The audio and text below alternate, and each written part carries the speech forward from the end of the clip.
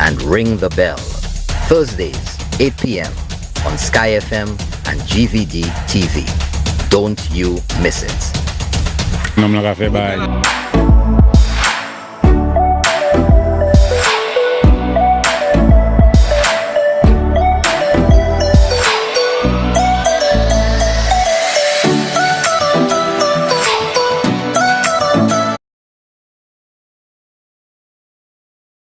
To you, St. Lucia, I want to say thank you very much for joining into the program Inside Castries Southeast, as we do every single Monday with the Honorable Guy Joseph. And what a good day we had today. We had a day of National Day of Prayer and Worship and Fasting. And we started off this morning at 9 o'clock and we continued all throughout the day. We want to say thank you very much for staying with us throughout the programs on Sky FM. And the minister is already in his positions. We want to say a special good evening to you, sir. Good evening, Champagne, and good evening to all listeners. It's nice to be back in studio once again on a Monday evening. Even though it's a holiday, we are here because we have promised that we are going to be here for our programs. Yeah. So, Champagne, you never gave me a Sky the logo shirt. So well, I try to wear a yellow shirt like you. And it's beautiful. It's really nice. It's the same shirt. But I must indicate that today was indeed a blessed day. Mm-hmm. A day where we can reflect and we can see the goodness of God. Sometimes it is very good to just pause for a moment and reflect on the things we take for granted, the things that sometimes we murmur and we complain about, not realizing that it is not as bad for us as we think that it is. So, really and truly, I have to say, special good night to all my regular listeners in Castries Southeast, especially, and to other listeners overseas. I have to take tonight off to express special condolences to Brother Philip Francis, very good friend of mine, a father figure for me, a gentleman who treats me very, very well from the time I've known him for quite a few years now. He's from the community of Prale in the Mikud area, and his wife passed away suddenly yesterday morning. I did have the opportunity to visit him. I've also heard that another stalwart of the United Workers' Party has passed in the person of Mr. Vaval, Moses Vaval. I want to extend condolences to his family likewise, and to all other persons who mourn the loss of loved ones. These are difficult times, and losing a loved one is always difficult, no matter what time and place it is. But I really want to congratulate all of the churches today and the individuals who led out in this National Day of Prayer. It is not very often that you find a nation led by a prime minister who is willing to declare a day, a national day of prayer. And I think that this is very commendable by the team that put it together and all the persons who led out today, the songs, the testimonies, the prayers. And the prayers they were national in nature, not so much for this party or for that party, but for St. Lucia.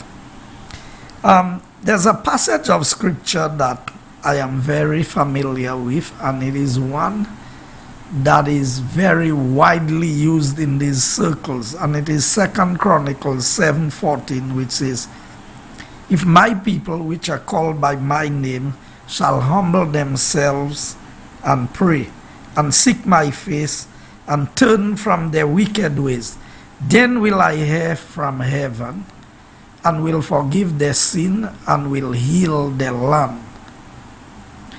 This is what God said concerning the children of Israel. You know, whenever the children of Israel was disobedient to God, and it is important for persons to understand that Israel was chosen and they went into a covenant relationship with God. In other words, they went into an agreement with God. And God said, I will do this for you. And they said, we will do that in return. Or God said, I will bless you, I will multiply you, I will make you great, I will do all these things for you. And they said to God, we are going to keep your laws, your statutes, your command, whatever you have directed us to do, we will do. Well, as human nature would have it, Israel failed God many times and went through a lot of hardships during the time that they were disobedient to God, when they had wicked kings as leaders, because it was never God's plan for Israel to have an earthly king. But human nature likes to follow fashion. So they look at all the countries around them, all the other tribes and the other groups, and they said, look, all of these people have kings, we want a king. And even when God told them what the king would do to them that was not good, they still insisted that they have a king. And God, having made us free moral agents with the ability to choose, allowed them to have a king. And even though God was the one who chose Saul as the first king of Israel, it turned out that Saul disappointed God and the people in the latter part of his life. And the behavior of these leaders had the nation of Israel divided. In fact, if you follow the historical establishment of Israel, Israel remained as a united kingdom under the first three kings that ruled. Saul was first, David, and then Solomon, who was David's son. And these three leaders led for an average of 40 years each. So between the three of them, they would have led Israel for about 120 years. And during these 120 years, Israel remained united as one kingdom. But soon after that, they became divided into you had Israel and then you had Judah.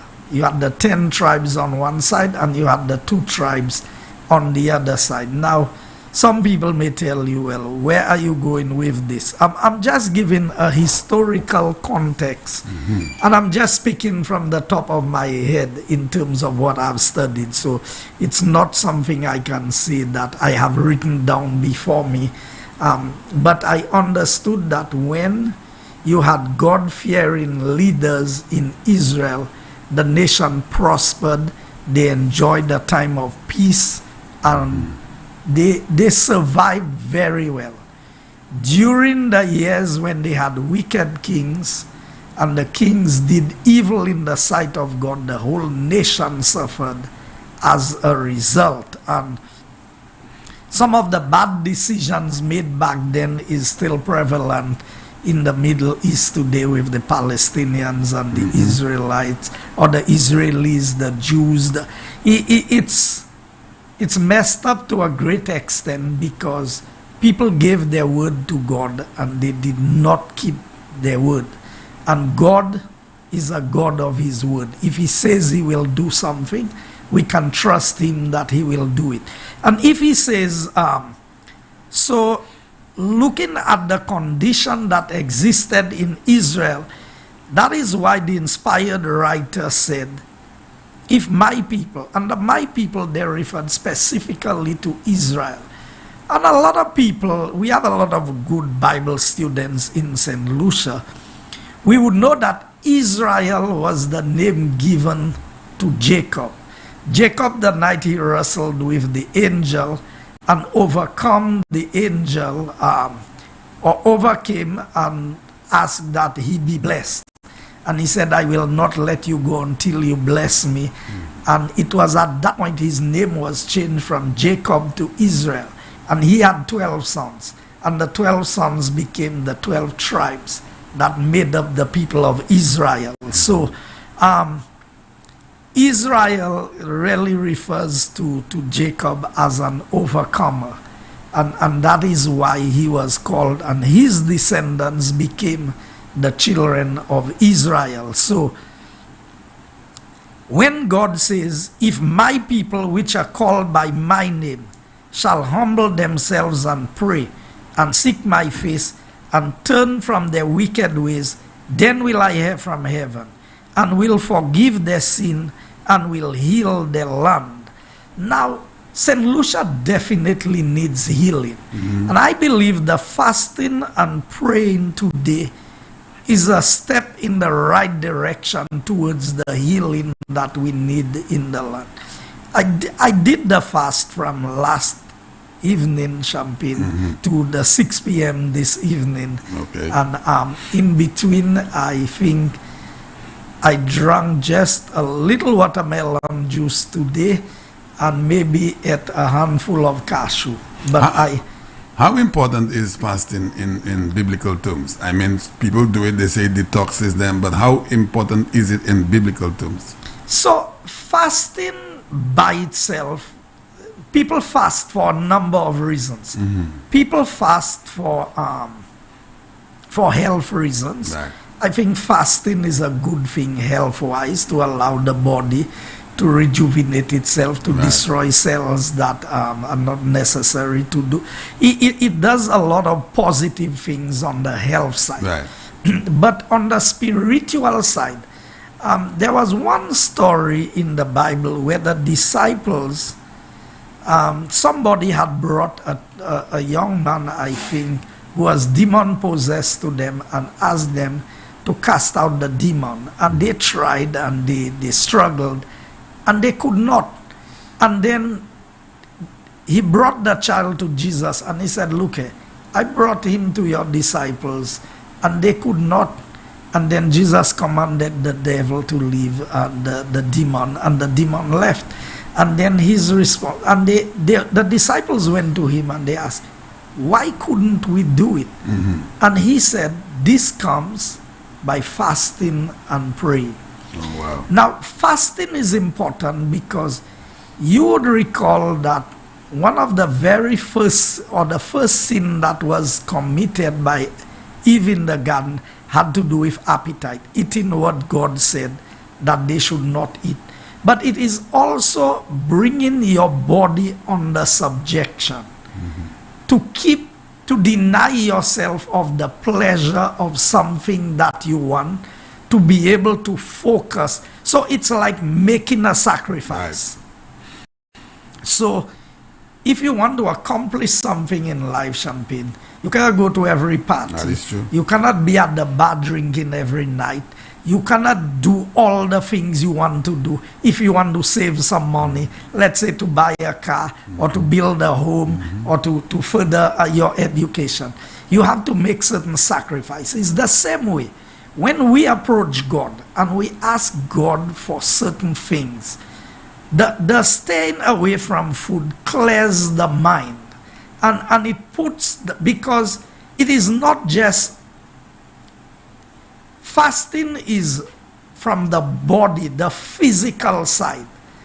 And then it meshes the physical with the spiritual, because your heart's desire is for God to grant you something.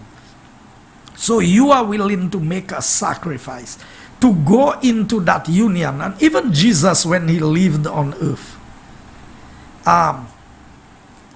he fasted and he prayed.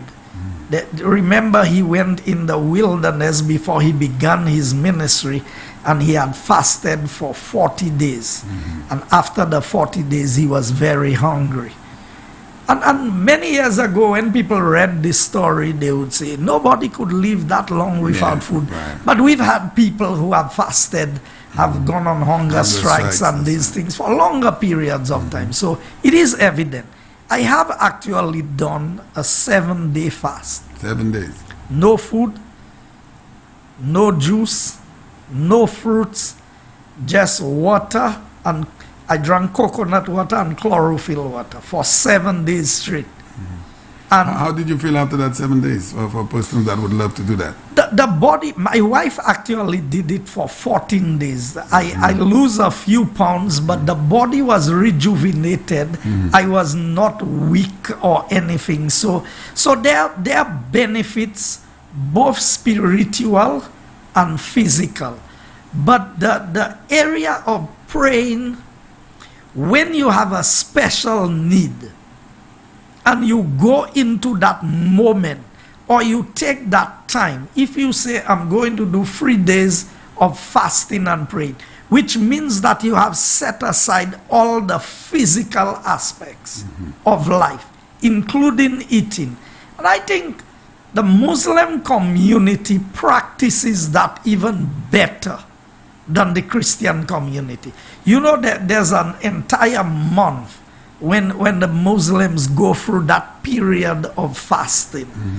And it's only in the evening some of them would eat something, but they would go through the entire day. They would work their normal day's work, but they abstain from any food during that time. So it is something that is not just associated with the Christian religion, but it is something that is practiced in people who generally believe in God. And the Muslims are a good example of people who practice that fasting, and they do their prayers. They have their fixed times at which they go into their prayer sessions. So for one who was never fast like myself, and who loves to eat, who loves food, not at the level where you are gullible, but you have your free square meals, how do you start? How do you approach it for the first time? The first time may not be best to stay away from everything. So you can do maybe a salad, just greens or something, some fruits and nuts or things of that nature. Because the stomach does need rest. And we eat. So for example, for me, I don't eat between meals. Presently, I mostly do 1 meal a day. The rest of the time, I drink enough water. If we drink enough water, we are not as hungry. Most times when we think we are hungry, we are really thirsty. Okay. And if you drink enough water as the day goes by, there's less need for food. So I am able to fast very easily because I can go. I generally do 1 meal a day.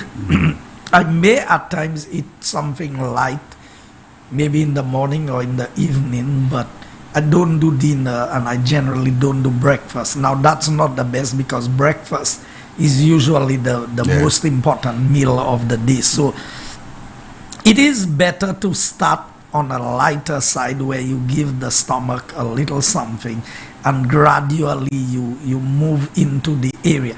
There are people who are not because of any religious reasons would do a fast maybe once a month or something to allow the body to detoxify itself and to do.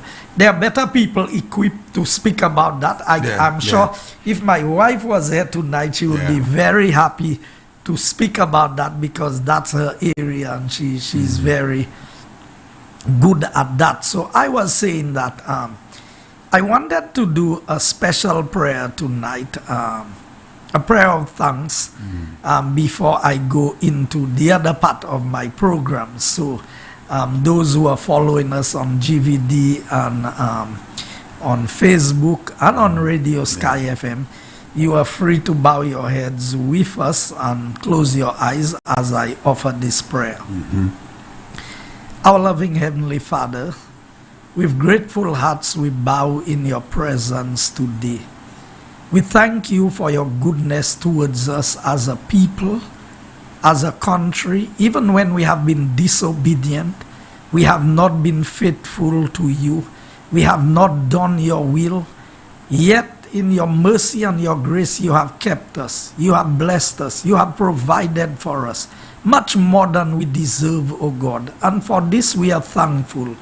We bless your name for being a good God, a God who loves us, or who loved us while we were yet sinners, because you said, while we were yet sinners, Christ died for us.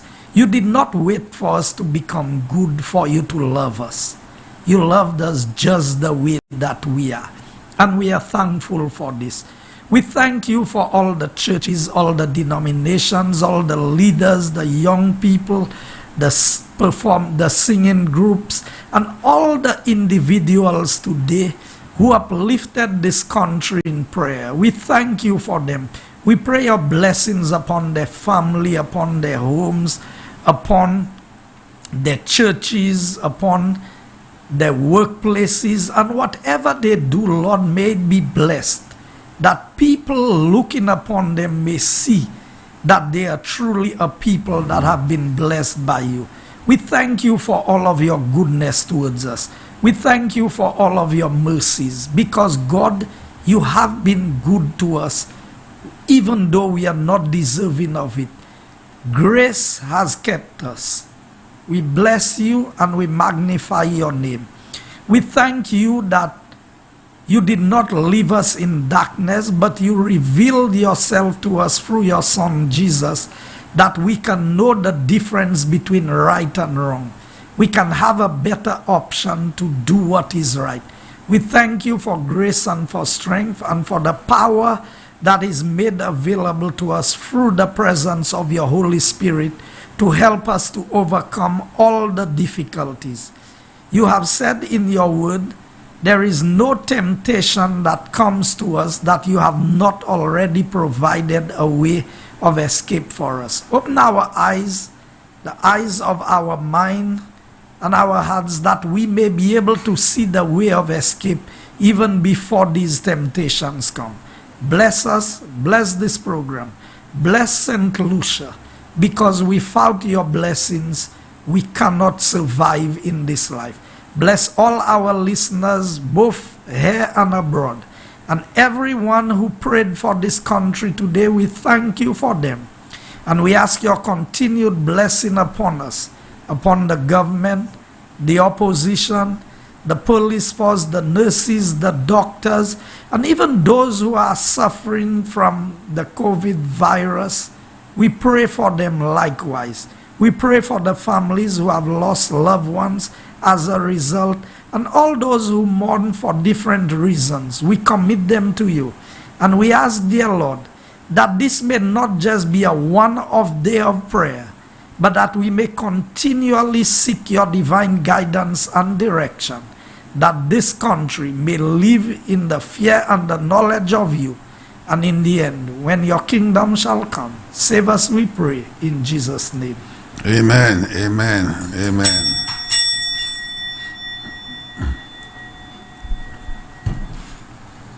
So, Champagne, I was truly blessed today for the number of prayers that went up on behalf of St. Lucia. Yes. And I trust that as a people, we will continue to do what is best for St. Lucia. I don't want to make this political, but I want to say that whenever a government can believe in prayer and can encourage the people to pray, that is a very good sign. I heard one of the testimonies today of a gentleman who has since passed, from what I understood, but it was very telling and very revealing about the occult and what happens in these areas and what people do, and his experience in Haiti and all of the things that he encountered. And I said to myself, can you believe that this is what people turn to? And I want to encourage the people of St. Lucia. I want to say to all listeners, wherever you are, that the best power to depend on is God. Amen. And I don't tell people that, and I do otherwise, Champagne. That's why I tell people I don't carry a firearm. I don't worry about things that I have no control over. I leave it to God, and I allow God to handle it. Now, I promised the people of St. Lucia that today I would be speaking a little more about Guy Joseph. Yeah. Because people have painted all kinds of pictures of Guy Joseph. They think they know you more than you know yourself. And sometimes when I listen to various talk shows, I read things that are posted on social media, and I say to myself, it cannot be that it is this Guy Joseph that, Yes. that they are speaking about. Yeah, yeah. It cannot be me, because, and I've said to you that people think they know you yeah. so well. Oh, yeah. I remember the most amazing story. I may have said it before, but I will repeat it. A fella went to my brother's workshop, Rightis, and Rightis was standing there, and obviously he's a political hack, and he was saying all kinds of things about my brother. And my brother is standing there, Yeah. watching him, and he's saying all the things he knows, and he has it from good grounds and reliable. And then my brother stood up in the door, and he's just there smiling, and he listens to him. He never said a word. Yeah. And then the secretary asked him, "You know Rightis?" He said, "How you mean if I know Rightis? I went to school together with the man. I know the man from Yeah. times." Yeah. So the secretary told him, "But look, Rightis standing up there watching him." Yeah. He said, mate not Rightis. Mate not Rightis. And he continued with his thing. Yeah. And he is so, you will listen to him, and you would be convinced Of what that he said. this man knows exactly what he is talking about. And he does not even know Who the person who is. Rightis Yeah. Joseph Can you believe is. that? But that's the nature of people. And so people try to label you, and that's why I never wanted to be in politics, Champagne. And I can safely say tonight, it was not my first choice to be here in the political arena. I never wanted to be in the politics. I will come to that and say how I got into the politics. I actually looked for other persons to run and tell them, I will campaign for you, I will support you, I will do all the things for you. But I don't want to run. I told Sir John. For months, Sir John was after me to run the seat.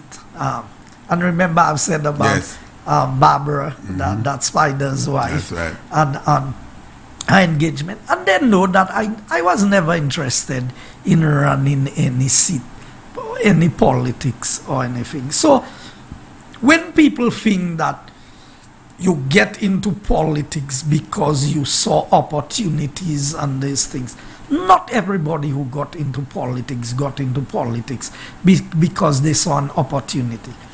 And that's why I want to speak a little about myself and how I was able to achieve the things that I have attained in my life. A lot of people cannot even tell you what they did successfully to have what they have. But I can put everything I have done together. I can write it, I can repeat it, and I have no notes on this, Champagne. Sure. I can speak from the top of my head about how I got to where I am today. And there's a trail that you can follow, and you can see the things I have done and their records, because I've never been involved in an illegal activity in my life. Amen. Never. I've never been involved in stealing, in nothing. These things don't even appeal to me. I'm not even tempted to make a bubble. I don't see anything. I've not come across anything I can imagine I would want to make a bubble for. I've been offered things and I reject. Because to me, freedom is the most prized possession for me. You can have all the things in the world and you're not free. Of what value is it to you? And that's why I'm concerned about where I am in the political arena and how it has curtailed my freedom and my ability to be the person that I like to be. But let's talk about growing up. I grew up from very humble beginnings. We were very poor materially, not poor for food. We always ate well. We used to rear a lot of animals. Yeah. At that time, as a child, I was not born an Adventist. I grew up in the Methodist Church, and my value system started from there in terms of, I was always at Sunday school, always at church, whether we had shoes or we didn't have shoes. Let me tell people, I went to school barefooted, with a reading book, an exercise book. In fact, at first I went to school with a slate. I did as well. And when the slate, when the pencil got broken, you used to use a piece of the slate to write on the slate. I can remember the first time I got an exercise book, how exciting that was to get an exercise book. So imagine you go to school barefooted. You carry your books, and when I tell you books, free books. Free books, that's right. And a book we call Off We Go. Off We I remember A reading book, yeah, and sometimes a maths book or a spelling book. That's what it was. I went to school. Sometimes you had lunch, sometimes they used to give you what you call a carrier. It had different sections. Levels there. But we're talking early 70s, right? Late 60s, early 70s. Yes, because remember, I was born in 1966. Right. So I would have gone to school at the age of 5, 71 thereabout. Champagne, I went to school carrying my lunch in a Duncow or a Lactogen. I remember the tin. Duncow and Lactogen, that's right. I remember those cans. And let me tell you, in those days, when parents who could afford to buy that milk, they had children line up waiting for the can to get these tins. That's right. To be able to carry your food to school or to store something of value in it, you know. Life has changed remarkably. And that is why the younger generation may not necessarily appreciate what Sir John did for this country. But the older generation ought to enlighten the younger generation of where Sir John took this country.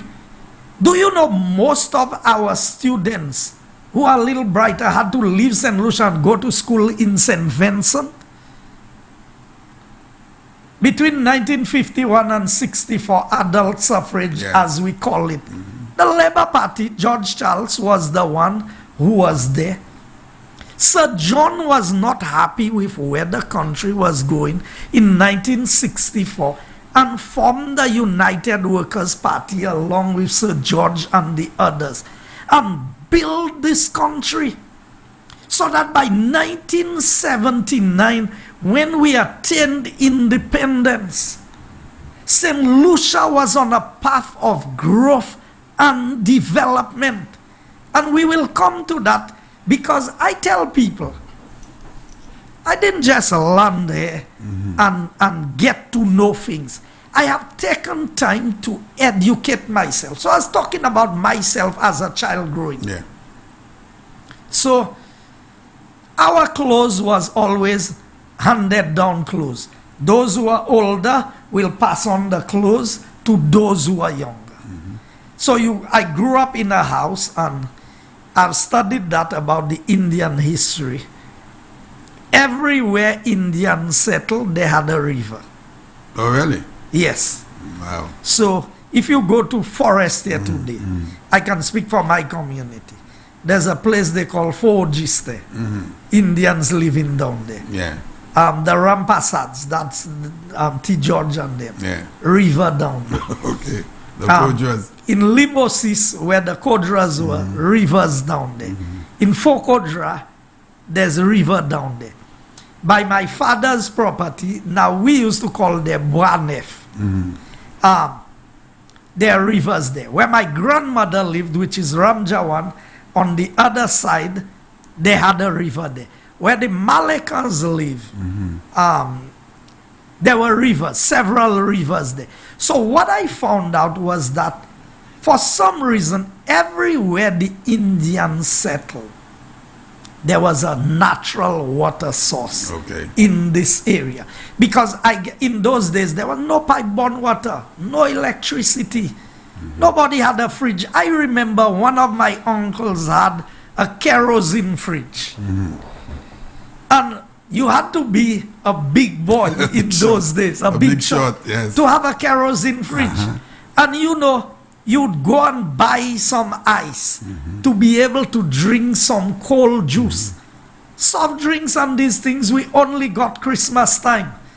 And they used to call it sweet drinks. You know, you had the Fanta and the Tip Top and the Juicy. Yes. And I mean, times have really changed. Every day is like Christmas today. Oh, yeah, forever, yes. So electricity came to your household in what year? Like mid-70s? Champagne, no. Hurricane Allen in 1980. There was no electricity at my house in 1980. Yes. In fact, the family house, when it was finally destroyed, there was no electricity there. There was never electricity in that house. There was never pipe-borne water because we had rivers close by. So that is where I grew up. We did not have a stove, a fridge. We had what they call the foyer with the freestones. Yes. And you had to go and gather dry sticks to cook food. That is the condition under which I grew up. I grew up knowing that if you wanted to go to school, during the 7 weeks vacation, you go and peel dry coconuts and you go and sell for these people who make copra. So the house was how big? 2 rooms, 3 rooms, 4 rooms? My father was a carpenter, so we had 3 bedrooms. We had a sitting room, and then you had a balcony that was never finished. It was just open. Yes. And the kitchen was separate and apart from the house. Right. And that's why I tell them. And in those days, Champagne, is mud trucks alone you had to walk to go home. And I'm not talking about just day to day, you know. Fair distances. And then that is why it was Mrs. Rock under the UWP government that cut roads to these areas in Forest here. But because of where our house was located, there was one road on one side and the other road on the other side. But you still had to walk a track to get to the house. There was only we built a road there in 1994, thereabout, around Hurricane Debbie. And I was building my house in 1994. So when you see they come and tell you, oh, you're in a politics, you're partner. In 1994, I was building my second house. Second house? Second house. I'd built the first one and I'd sold it to my sister who was getting married. Yes. And then I was building a second house. And that was in 1994. Yes. The reason why I remember that so well is because when Tropical Storm Debbie I just brought in all my sand. We used to get sand from Grantons at that time. So I had my sand, my stone, everything there, ready to cast. The decking was prepared. And you know what? They have one main river and two smaller ones. Yeah. The three rivers became one. Whoa. Even where the stones was dug, Became a river. not a grain of sand, Was left. not one stone, a half inch of ricotta was left. Everything Oh, was yeah. washed Oh, away. yeah. Oh yeah, Debbie was bad. And you know, you don't have no insurance, you have nothing, so you have to stand back All over again. and redo. So I'm just saying that sometimes people take these things for granted. I don't take for granted where I am, and that is why I can speak from the standpoint of understanding the challenges. And that's why I love the people that I represent. And I do everything to improve their lives because I've been there. And I understood that. So telling you a little more about my school days. Yeah.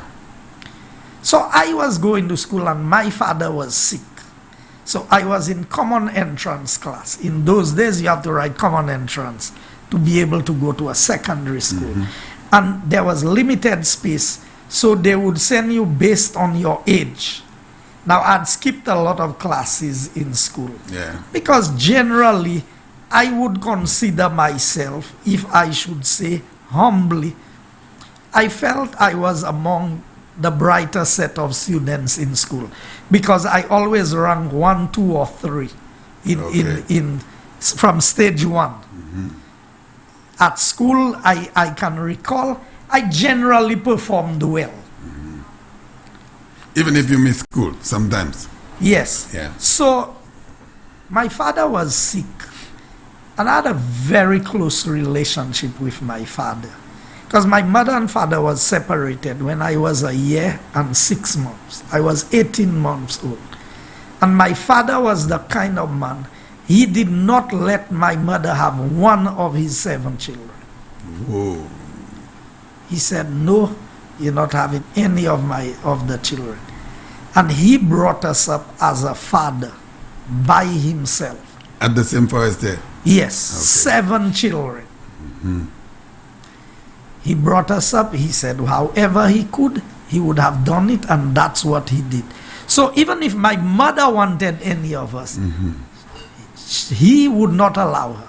And he never brought another woman in the house because he said generally stepmothers would not treat children who are not their children the way that he would want his children treated. So he never brought another lady into the house. So those who are older took care of those who are younger. So when I come into the political arena, and if I do something for a brother or a sister or something, and they want to look at it as if it's politics and political favors, these people don't understand the value of family. Family, yes, sir. So imagine I was 18 months old, and my sister, who is just about 6 or 7 years older than me, was the one who took care of me. I call her my second mother, growing up. Everywhere she went, she had to take me along with her. Yeah. And so, my family ties are very, very close. This is not superficial. And the good thing is it has remained that way even when all of us grew up. All of us became successful. Everybody could do for themselves. Yeah. The family ties remain as strong as they were when we were growing up. And so I will speak a little about my brother who's sick and our relationship, so that when the Labour Party operatives will come, and they will go on talk shows, and they will say things.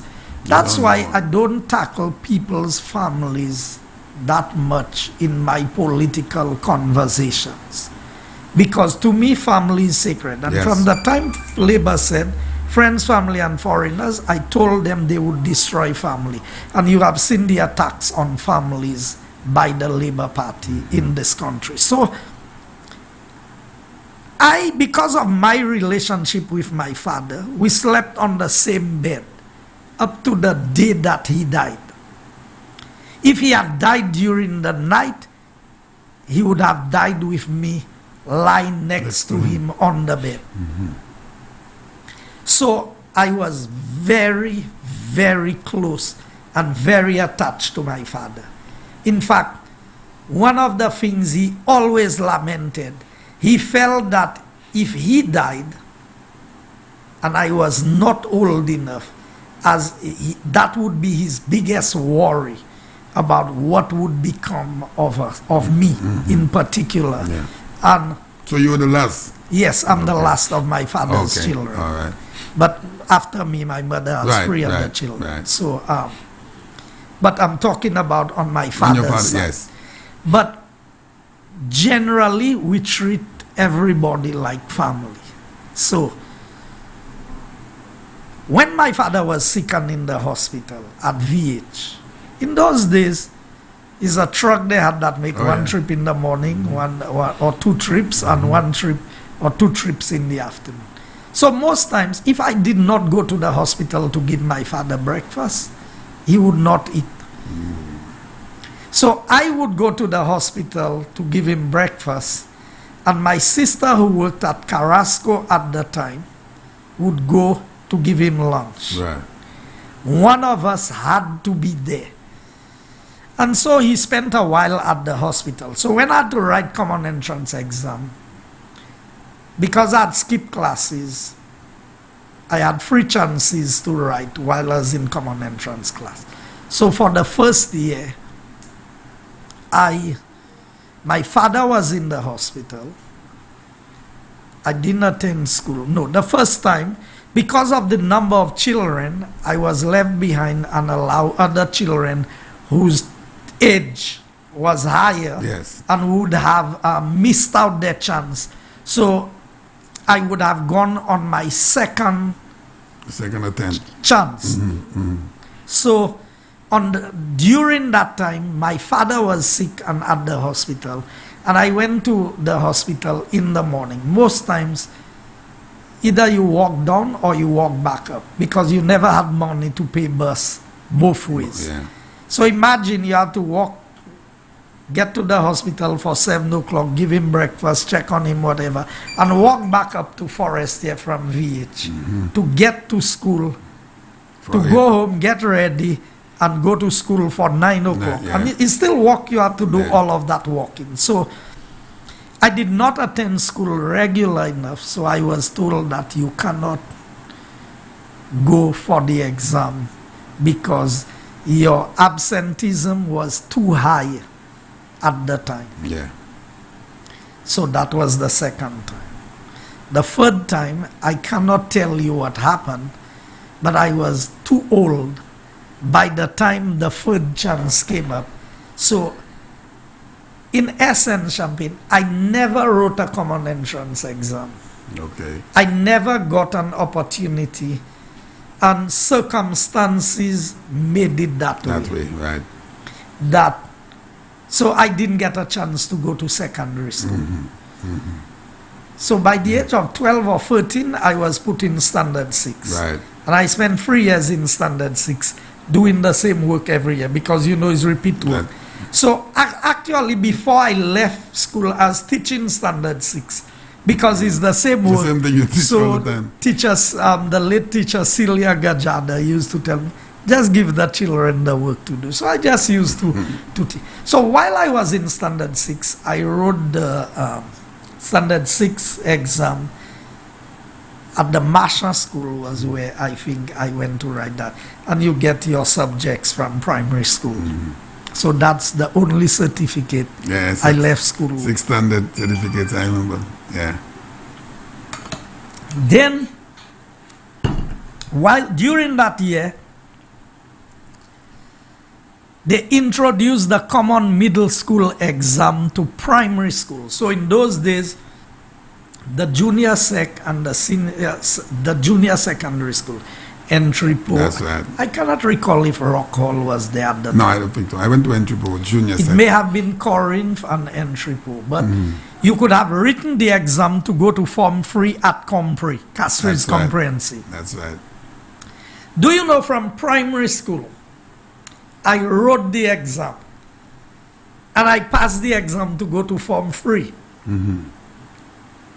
at Castries Comprehensive Secondary School. And you know what I was told? It was a trial exam, so they not taking the students. Yeah, because it was not from the junior secondary. Yes. So they said they were just trying to Yeah. see how the students were performing. Yes. I remember the principal of the school at the time, Mr. Valse. He wrote to the school.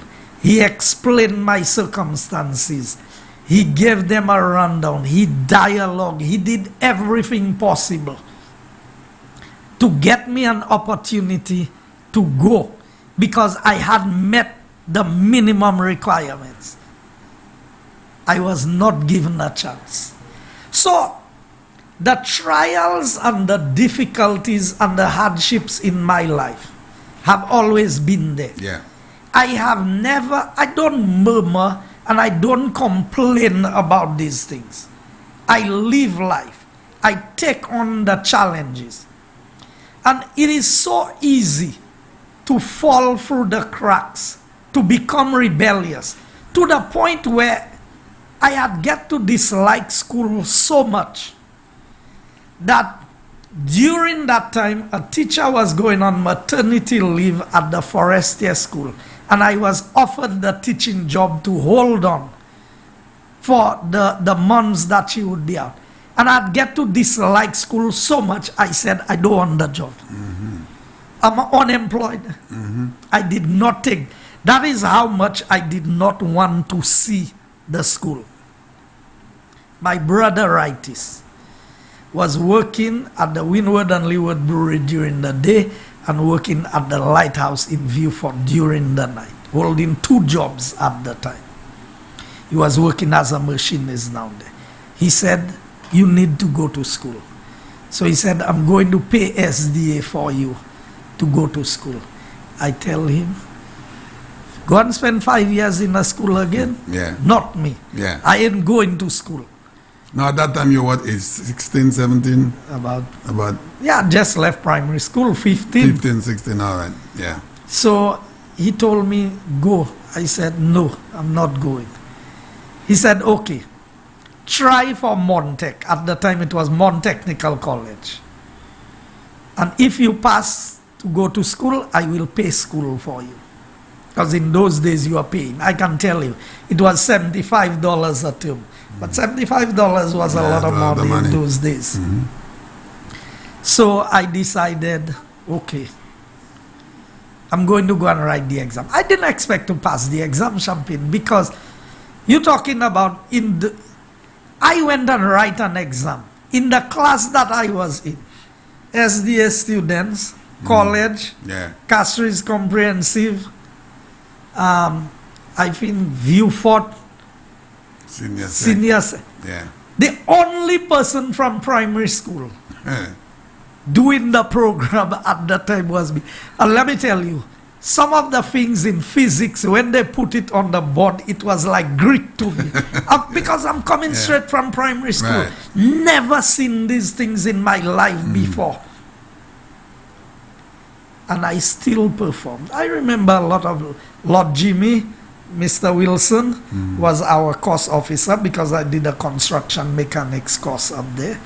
And then Mr. Augustine, in fact, Saltibus, not Cyril, but Dermoff Saltibus, who used to work at Slasper, was my maths teacher at the time when we were doing the program.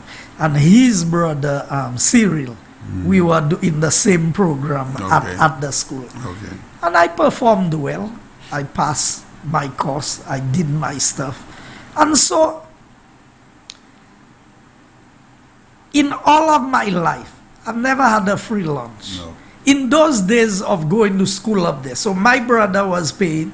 In those days, I didn't knew nothing about that. Lucilec was giving scholarships, government funding scheme. Different places were giving scholarships to go to school there. But I didn't get a scholarship. In fact, SLASPA also was giving scholarship for students in that particular program. Yeah. But I didn't get a scholarship. St. Lucia Port Authority.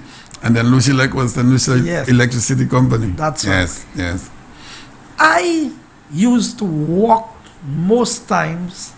If I got a ride to get to Kachime and then walk from Kachime to Safa to get to class for 8 o'clock or 8:05, I think, thereabout, was when you get there, you wet with perspiration already. You have to go. And I can never forget that lady we used to call Mom. I don't even know her name. I just know her as Mom. She used to sell the 60 cents armor bread with cheese for $1.50. Wow. On days when I had 50 cents, I used to put together 3 of us. I can tell you their names. Beo was from Lastic Hill. Fabian is his proper name. He was at, I think he's in the US now. I've been trying to get him. And T-Birds, who plays for he plays music in the Catholic Church now. And there was another one called Bobby. He got drowned at Kazaban. His body was never found. All 3 of them was from the Lastic Hill area. So I used to line there very regular because that was my crew. We used to be at school together. And there were persons like Prosper and Curtin, who's at Wasco, Cox, who has the heavy equipment in Beaufort. Then there was Augustine and Valence. We were the crew out there. And Malcolm, his father owned Rose Tavern at the time. So imagine 3 of us sometimes put together. We buy one of these 50 cents armor bread with cheese. I used to eat 1 piece of bread, drink water under the pipe, and go back to class. And then after class, hike a ride to go home, or wait for the bus that would give me a free ride. Sometimes I would just pass back road and walk, or sometimes we go by the highway and we hike. And there were 2 bus drivers on the road. One has since passed, Julian Biro. We know him as Captain. That's how most people know him. That's a man who never take my money when I travel on his bus, whether I had money or I did not have money. Oh, I know Captain. And then there's another one, Johnny Mangal, 902 on the Forestier bus stand. He's still a bus operator. I always have a special place in my heart for these people. You know why? Because when I had no money to take a bus, I either had to walk, or these are the buses that would give me a free ride. And I never forget, along the path of life, the people who have done good for me in getting me, in helping me when I could not help myself. And I struggled through that, and I survived. I completed my program. I did not have money to go for graduation, so I never graduated. The first time I graduated in my life was when I completed my master's degree with Lynchburg College in the US. That was the first time. I didn't graduate from primary. I didn't graduate from SAFA. When I did my bachelor's, I did not graduate. Not because I could not afford. I don't think I was available at the time. But when I did my master's, that's the only time. That's the first and only time that I've graduated. And so, when people look at me today and they say, oh, these fellas have it easy in life. Then after school, I got a job. My first job was at Entrepot Enterprises. Right there where the Entrepot School, the new building for the Entrepot School was. And the Kelvin, the gentleman who just passed, he had his workshop on the other I side. remember that place. Patrick Fell, the late Patrick Fell, was the first person who gave me a job. And I used to work for $400 a month in those days. Okay, so my brother-in-law would give me a ride on the morning, and then on the afternoon, I take a bus to go So home. what was your job title at As the supervisor, I was in Okay. charge of deliveries in the Okay. warehouse Okay. because they were selling lumber, cement. I remember the place. So while I did a construction mechanics course, I never went into the field That's of right. mechanics. That's right. I mean, I can fix my vehicle, I can do all the basic stuff that I need to do. I could overhaul an engine, I could put down a gearbox, put it back Yeah. up, but I mean, I know the equipment, I know the operation. So I'm saying this to point out to young people who aspire to be successful. Life may not appear to be dealing you a fair hand today, but if you stick it out, you can succeed. Yeah, amen. You can make it through. Because it's not just about having everything ready-made. And I will tell you, church played the most meaningful part of my life. So imagine, my father died when I was between 12 to that same time when he was in the hospital. He came home, he never recovered. He died. In those days, they didn't have no mortuary to keep. So he died Saturday morning, about 10 minutes to 12. I think that was on the 23rd of February, A day after 1980. 1980, yeah. And then the Sunday was the burial. And in those days, you build the coffin right there. And because he was a carpenter, everybody who died in the community, he was involved in building the coffins. So at that age, I could build a coffin. Okay. I knew all the cuts to give the wood, to be Yes. able to bend it, to give it the shape. And that's why, I mean, a couple of my brothers are very good tradespeople, because my father used to drink a lot, and then whenever he took a job as a carpenter, my brothers, Swin, John, and Rightis, were always the ones to finish the job. Yeah. Because when he go and drink, Yes. then they would be the ones to, you know. So in those days, if my brother who worked on the farm would give me $20 a fortnight, so Rightis would pay school for me. One of my brothers would give me $20 sometimes a month for a fortnight, and I lived with my sister, who provided me with food and the things that I needed. Right. A long life.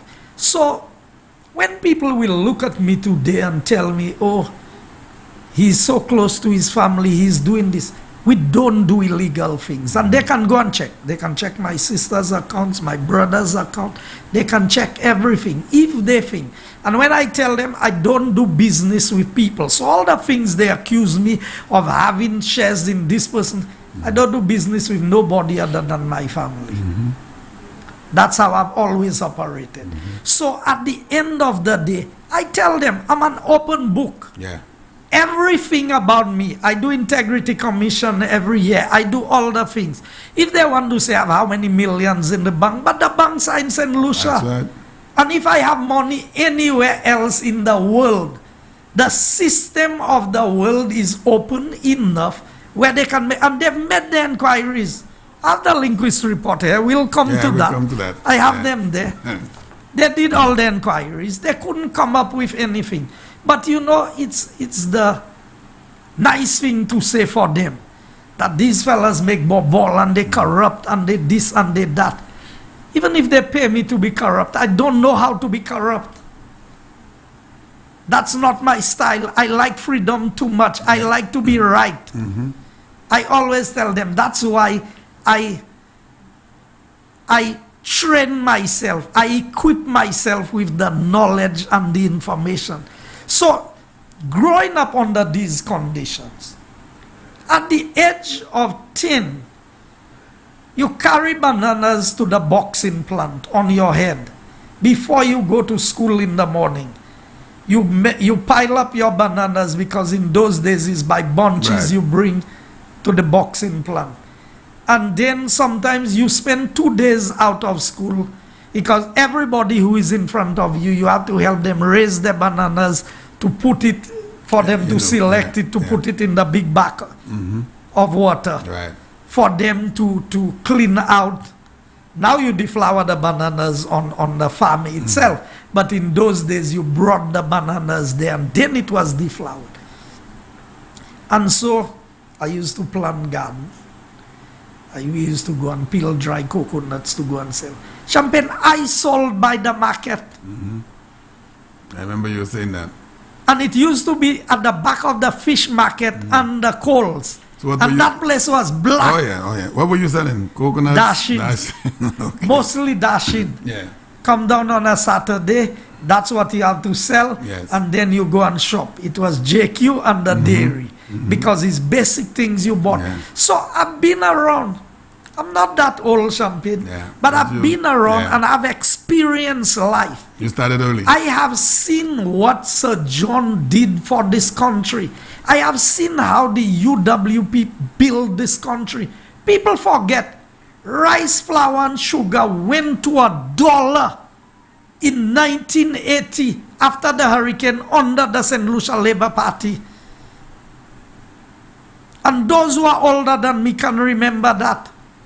So I know the contribution, and I know why I have affiliated myself, and why Sir John was able to convince me to go into politics.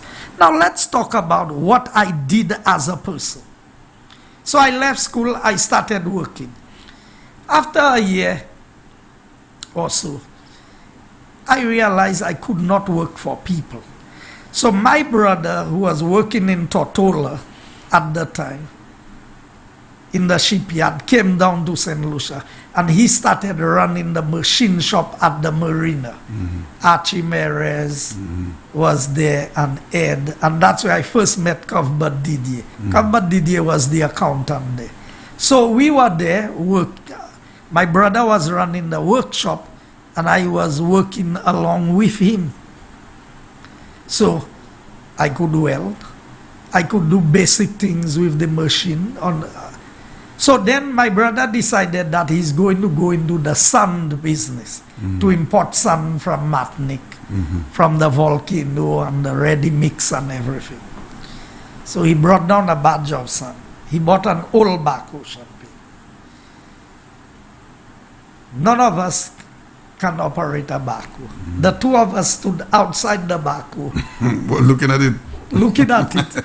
And he tell me, that's to raise the bucket, that lever is to lower the bucket, that is to level it, that's to tilt the bucket. Yeah. That's forward and that's reverse. And he left me there to load trucks with the backhoe. With just those basic instructions. None of us sat inside the backhoe. Yeah. And he left me there. So imagine trucks coming to buy sand. Yeah. So everybody who come tell you they can operate, you tell them operate for themselves. The backhoe have no brakes. Okay? The backhoe have no brakes. Then when it gets close to the vehicle, it usually knock on the tire or the box of the vehicle. Yeah. So I let in everybody load themselves. So when they knock their vehicle, they can't tell me anything about damage. The following day, I brought down that same fella that Richard Frederick was mentioning his name and saying, that Biro fella, my good friend in the community. I brought him down with me. And we took a big 6 post, square. And every time the backhoe reached close enough to the truck, that's he the has to mark. drop it in front of the tire. That's the brakes. Okay. To stop it, Okay. and then we load. We would load trucks and then the business grew. When we had badges, we hire loaders. We used to hire a 950 loader with one of the best operators on the island, and he used to take 18 hours to offload the badge. We eventually bought a 930 loader. which is a smaller loader. And I used to offload the badge in 12 hours with the smaller loader. Okay. I used to work 72 hours without going home. You get wet, you get dry, you get wet again, you get dry again. We offloading 3 badges in 3 days. Sometimes while we're offloading 1 badge, the other badge is on its way already. By the time we finish offloading and the other one comes in, the other badge has gone up to Matnik to be filled, to be loaded again and come back. So those badges were docking at Rodney Bay? Yes. Okay. Just by the channel, by the marina there. Right. That's where we used to have. So, I have been around and I have worked hard. Prior to that, I was in the banana industry as a farmer. I used to sell 150 boxes of bananas every fortnight. And I used to work the farm alone. So when people come and tell me about hard work, as if I don't know what hard work is, as if you know you had it easy in life and you make it, that's not true. So, I'm selling 150 boxes and I'm still selling at the boxing plant. Because I used to be the one selected. So you're a farmer, but you're still a selector? No. I used to select my bananas on the farm myself. Okay. Because I am putting no bad hand of banana in a box. And when it reached there for them to reject. Right. For months I sold bananas at the boxing plant. Everybody is eager to go to the weighbridge. Because you can pass with a lot of bad fruit there, because it's only a certain number of boxes they would check. Yeah. They sent me under the weighbridge. I refused to go. One day when I read that, they cancel my paper. They tell me nobody not buying your bananas there. You must go to the weighbridge. And in the boxing plant, they had to open every box. Imagine you selling bananas there for 6 months, every fortnight. And one day, I don't know how I missed 1 hand of banana that had 1 finger in it. That was bad. Okay. And you know what they did? From somebody else's banana that had been, a box was rejected, but it had they took a hand and they replaced it. They said, you've never had a rejected box of bananas. Yeah. For months, you selling bananas there. Because you know what? I believe in quality and I believe in standard. I don't believe in passing nothing under the table. I would not bring bananas, do all of that when it reached there, if they happen to see it to reject. So when that was done, your whole batch was rejected? No. The box would be rejected. Just the 1 box, okay. Champagne, I like to be right. Yeah. I like to do things the right way. And that's what they don't understand. That's why I tell Labour Party, continue searching for what they're searching for. They will not find, because I do things the way that it ought to be done. If you see I don't do the right thing, it's a mistake, not deliberate. I don't deliberately go out there and plan to do things. So when as a farmer, when I left bananas, when they paid to do cutback, in those days we were overproducing bananas. And so they just used to reject the bananas there. So they would pay you to cut down your farm. So when I went to them, they told me, cut all those that not close to ready to harvest, or those that don't have bunches. I said, sir, I remember, Jigo was the name of the officer. I said, sir, if I cut everything, will I get paid? He tell me, yes, but don't cut the ones that have bunches that ready to be harvested. I said, if I cut it, will I get paid? He tell me, yes, you'll get paid. Champagne, I passed. I cut the whole 3.5 acres. Wow. Flat down. I didn't leave 1 tree stand. Yes. Those that was ready to harvest the next week, everything. They paying you half the money in those days. And when you had to replant the whole farm, and then they pay you the other half. I replanted everything. They came and assessed. They were satisfied. They paid me. think in those days I must have gotten about $40-something thousand for the estates I gave it to my uncle. He worked it, he harvested it, but he never planted a new plant. Okay. All what was there, he harvested. And that's how I left the banana industry. And I went into other jobs. Then, now, in those days in the banana industry, I remember, I went by Amansi Queensland. I saw one nice yellow Toyota pickup. Yeah. I always like yellow. Okay. People think that I like yellow because of the party. The gentleman's name was Mr. Jalim. I said, Mr. Jalim, sell me that little van. Tell me how. He like $519 was the number, I can tell you. He tell me he ain't selling that van. He liked that van too much. That's the first set of Toyota, 4-round headlights. I remember those. About 2 years after that, I still buy a vehicle yet. I met him again. He tell me, you ready to buy the van? I ready to sell it. I tell him yes. I went down to the valley. About $5,000 he was selling the van. My sister gave me some of the money. I put the rest. And I bought that van. All my friends start telling me, Jean Boucon, c'est ça ou kage la on pa kage un motokade. In those days, Champagne, you carrying bananas for farmers down to the weighbridge, $100 a trip. For the 2 days of bananas, I used to make 5 trips. So I used to make $500. I'm talking about in the 80s. Every week, you making $500. Now I could afford to use that money and buy any car. But I was never interested in a car because I've never purchased a vehicle that could not pay for itself. I've never gone and take a loan to buy a vehicle and I have to work to pay for the vehicle. No. I bought a car, I started a driving school with it. I bought a Jeep.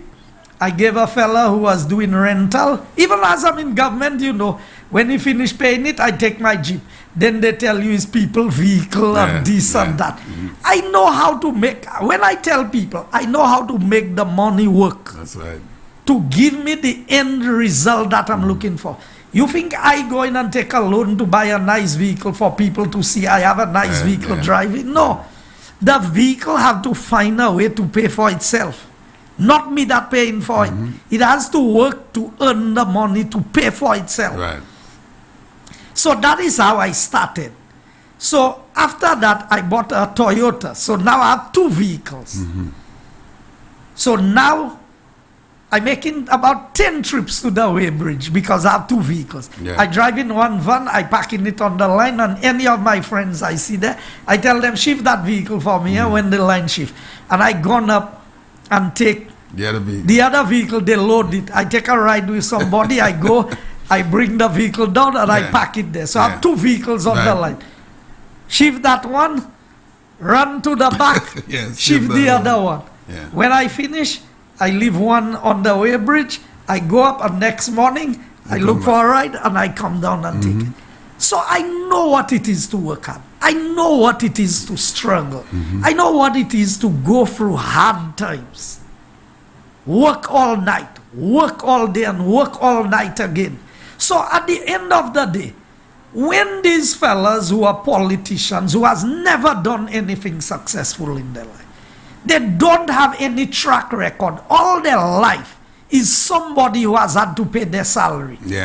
I understood from very early in my life, if you don't earn your pay, nobody is going to pay you. So I learned to work for myself. I bought a truck. Had a Champagne. I'm working for $4,000 a month. I'm running the sand operation for with my brother. We working together. So the business is looking good. So he's paying me $4,000 a month. I have a truck driver. I paying the truck driver almost $10,000 a month. Because he's working on commission. So everybody tell me, so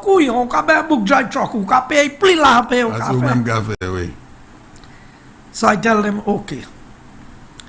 So he's only getting a 20% commission. So the other 80%, whose own is it? Exactly. Because it's my truck. That's right. So if he makes 10,000, how much am I making? It's true. It's true. You could do Now, the math.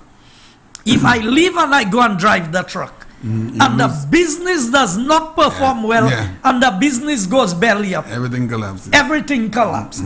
You see, you have to know what to do and how to do it.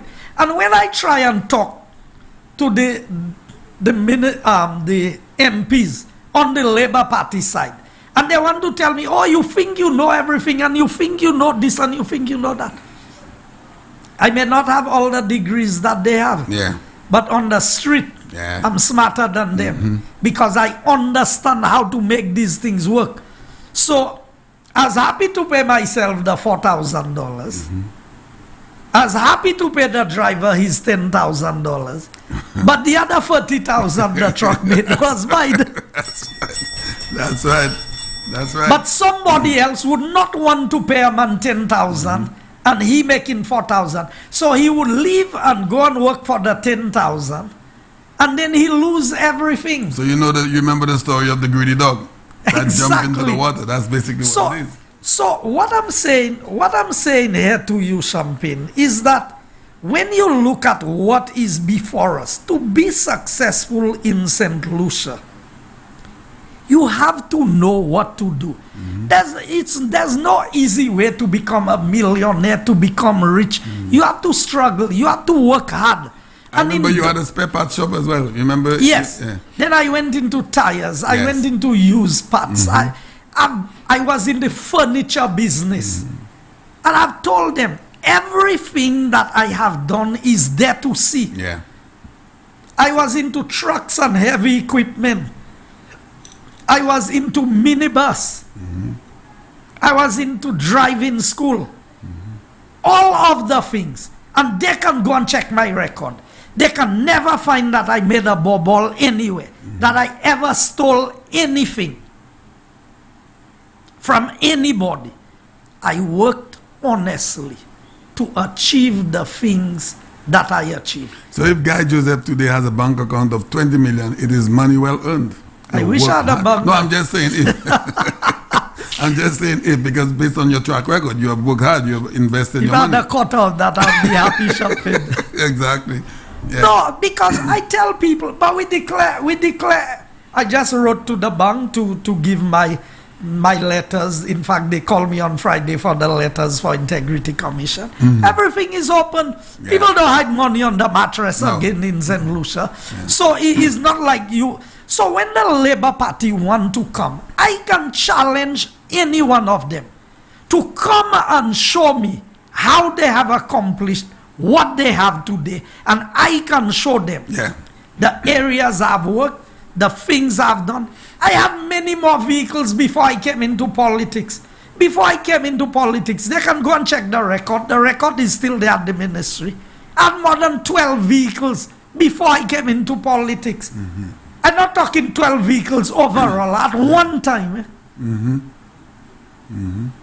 So, for the Labour Party to choose to come after somebody because you came from humble beginnings and you have been successful, so they want to label you and they want to brand you as a thief, as corrupt, as this, as that. I can challenge them. I've challenged Kenny Anthony. I've challenged Philip J. Pierre, and I'm still open to them. Anytime they're ready for us to have that discussion about how they became successful and how I became successful, they can ask me any question. There's no limit to the questions that they can ask me. No restrictions to what they can ask me. Because I know, you see what I told you there? Nothing will change when I say 20 years from now. Because I didn't make that up. That is the truth of what happened. So,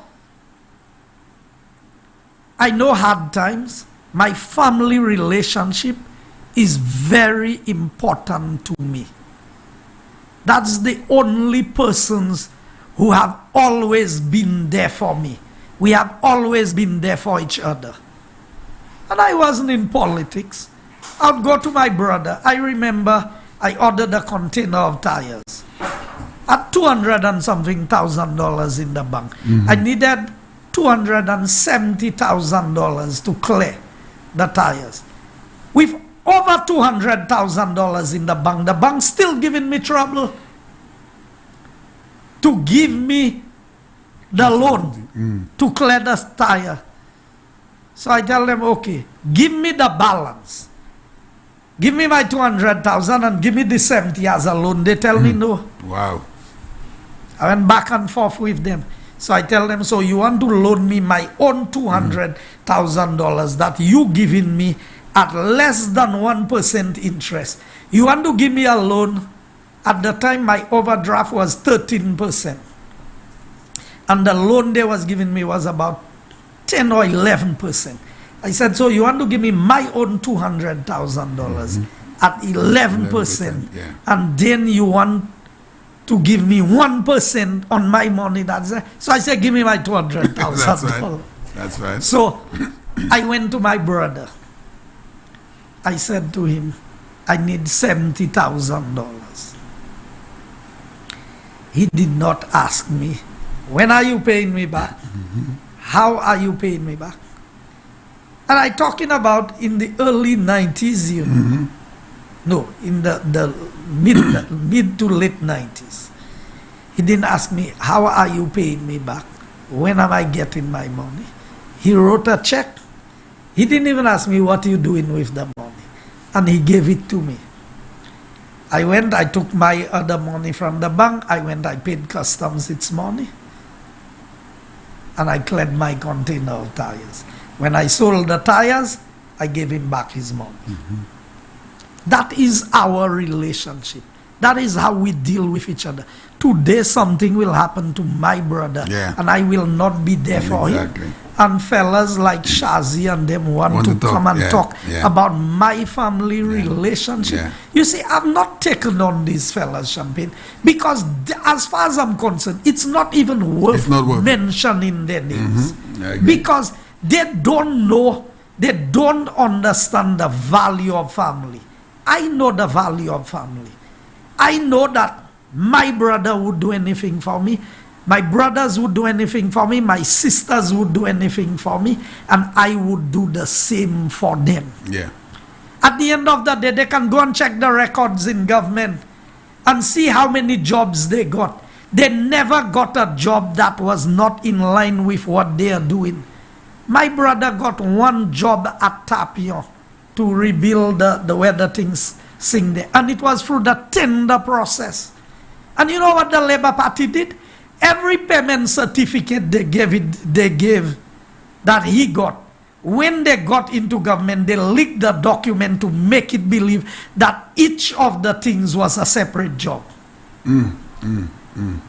That is the nature of the Labour Party. That so we 10 payments, it would appear as if it's 10 different jobs. As if it's 10 different contracts that he got. My goodness.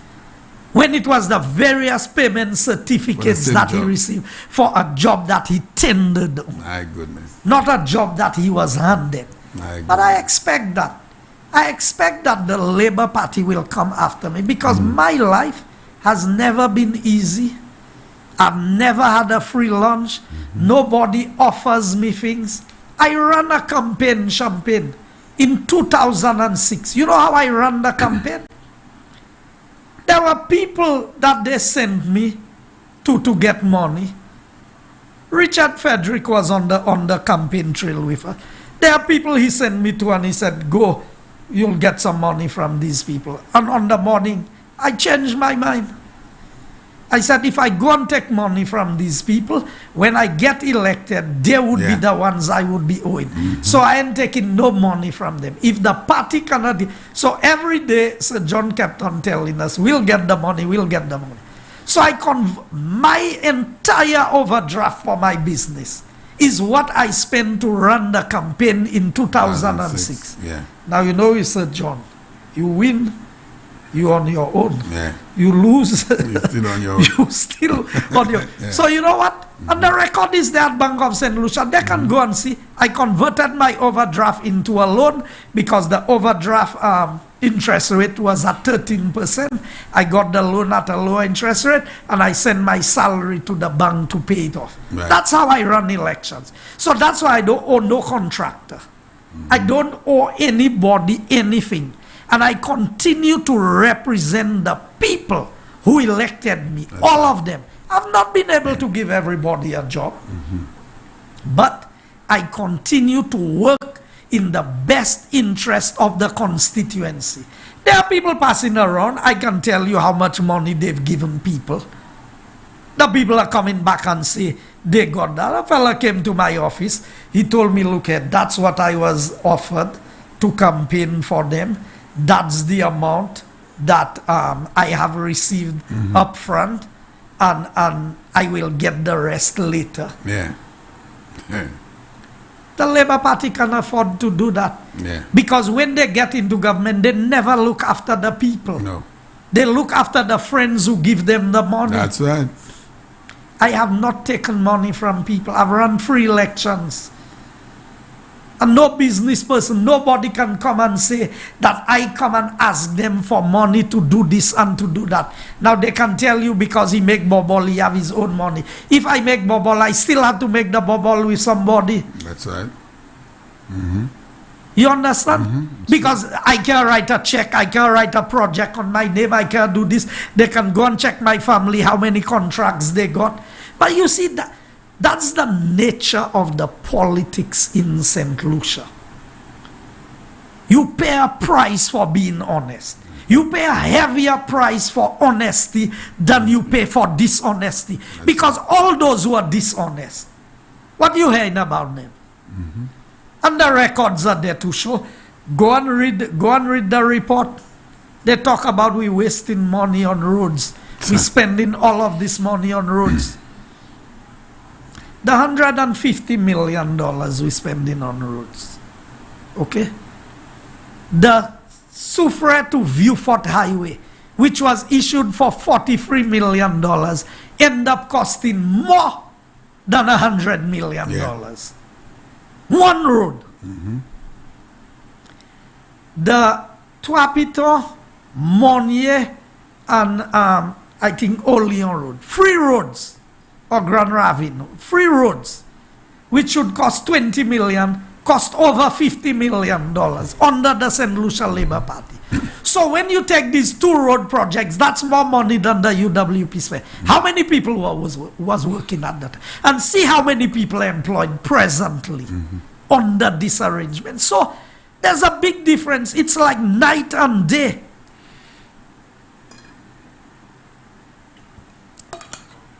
Champagne, my value system in the church is where I learned the best values. When my father died, the same year my father died, the same year I became a Seventh-day Adventist.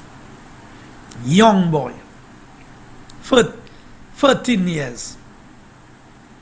You know where I attended the crusade to get baptized? Where the Human Resource Development Center is, right there in Entrepot. Okay. Pastor Allen was the one preaching the crusade there. And since then, everything I have, my value system, everything I stand for, I got my basic education from the Methodist Church. And from becoming an Adventist, I built on what I had achieved in terms of my formative years, in terms of my value system. So, people cannot make me corrupt.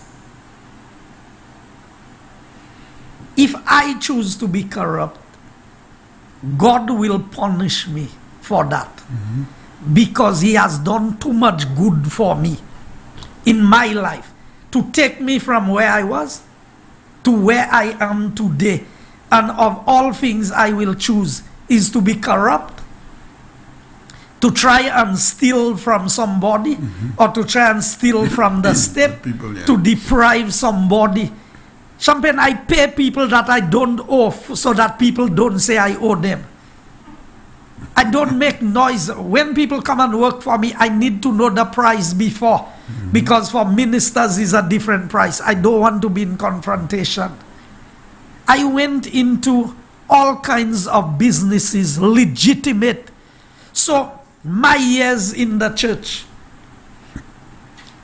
never turned my back on God. For all of these years, I've attended church. When we did not have a church in Forestier, I walked to Babono every Saturday, every Sunday, and most Wednesday nights for prayer meeting. And walk back up to Forestier 10, 11 o'clock in the night. And most times I was the only one going to Forestier. And imagine 14 years and you walking from Kako. The church is just by Hill 20 there. Right. I know the church. Walking from there. So some of the brethren from Jeno, we used to walk together, and when they reach Jeno, they go to their homes. I alone continue to walk. Sometimes a few of my other friends who used to be there, sometimes we used to go. But a lot of times I did it alone. Let me ask you something now as we on churches. Can any one individual own an SDA church? Or it has to be the SDA? No individual can own it. It's the organization. And my reason for asking that, the incident at Forestier, they said that this is your church. You know, so this is why. Well, they need to come and see the plaque that's placed on the church. Yes. Who placed it? And that is how. So I want the people of my constituency to understand who presented himself to represent them. When I came into the arena, so my years in church, and I have led in every area in the church. I've functioned in every capacity, from being the janitor, cleaning the church, to being able to be the treasurer, to be the first elder, to be a teacher, in every capacity, at every level. No job has been too low and no job has been too high for me in the church, because I believe that when God blesses you, He blesses you so that you can bless others. I used to lead a drama group in the church. We traveled to St. Vincent to perform. We've been to Dominica. We went to England, we went to Paris. All of these things, I wasn't in politics yet. For the people who had never traveled before they came into politics, I'd been to New York, London, and Paris before I came into government. Right. Not on any government. We used to go, we used to raise funds, those who could not pay, and I was working, I would pay for them. I have been a community person all of my life. That's right. Started clubs, groups, organizations in the community, cleaning the playing field, sponsoring cricket, doing community cleanups. My community had always been an active, self-sufficient community. So I had my challenges at school. When I left school and I went to work, I had my challenges at work. So every area of my life has been challenging, but politics maybe has been the most difficult. Throughout these years, I have remained committed to my church and my church life. I was willing to give up the politics than to go and be nominated on a Saturday. Yes, I remember you said that. Okay? And all my colleagues know that. Because you know what? What would I tell God after that? You see, people don't understand. When you go to bed at nights, you go to bed with yourself. There may be somebody next to you, but you go to bed with yourself and with God. That's right. And because the person next to you may not have a clue what is going on in your mind or what you have done during the day. But you have to live with that. When you go down on your knees to pray, what can you tell God? And so I come to, so my work life has been colorful. No job has been, I work on the banana farm for other people, you know. Breaking a job digging 100 banana holes for $25 in those Wow. days. $25. $25 to dig 100 banana holes to plant banana plants. I used to spray a drum of water. In those days, they pay you $50 to spray a drum. So I used to do 3 drums of water for the day, $150. Yeah. On the farm, you know. I said, no job is, once it is honest money, I would earn it. Carry bananas down to the weighbridge. Then on days when I didn't have work for the van, nothing to do on the farm, no fertilizer to collect, no empty boxes, I go down by Queens Lane. Make a few trips. Yes. Sometimes you make $200. You Yes. get one trip to go and deliver lumber somewhere right. for somebody. So I've been around. Oh yes, oh yes, oh yes. That's why they call me uneducated and this and that. But I told them I know how to earn honest money. Yeah. And people look at me. People who are at a higher level in society. I know the things they say about me, some of them. The news comes back to me. They speak in circles about me and they say, Yeah. oh, you know, who is mate? Who's this? You see, they remember. They remember when you were driving your truck. They remember when you Yes. were on the weighbridge, and today they see you at a different level. And I still drive my truck. Exactly. I had a few sheets of plywood to go and drop for some constituents. I went and dropped it That's myself. Right. That's right. I drive the truck. That's right. I enjoy doing that. Because you have been the community man. You I have not drive the changed. bus to funerals. I drive the 30-seater. Yeah. I'm happy to take my people along when they need to go to a funeral. That's During right. my years in opposition, I did that. I didn't have to look for a driver. The people felt happy. Yeah. They used to say, Minister, I can drive. drive me." You know, so That's right. I That's identify myself with the people. And so my work life, you know, I have the most wonderful wife, Champagne. Yes. You have said that a lot. The most wonderful wife. I had a couple girlfriends before my wife. Yeah. Yeah. But you could never have me bad talk a girlfriend that I have. No matter for what reason we broke. Well, as a matter of fact, it's the first time you're mentioning girlfriends here on the program. And this is our 33rd episode.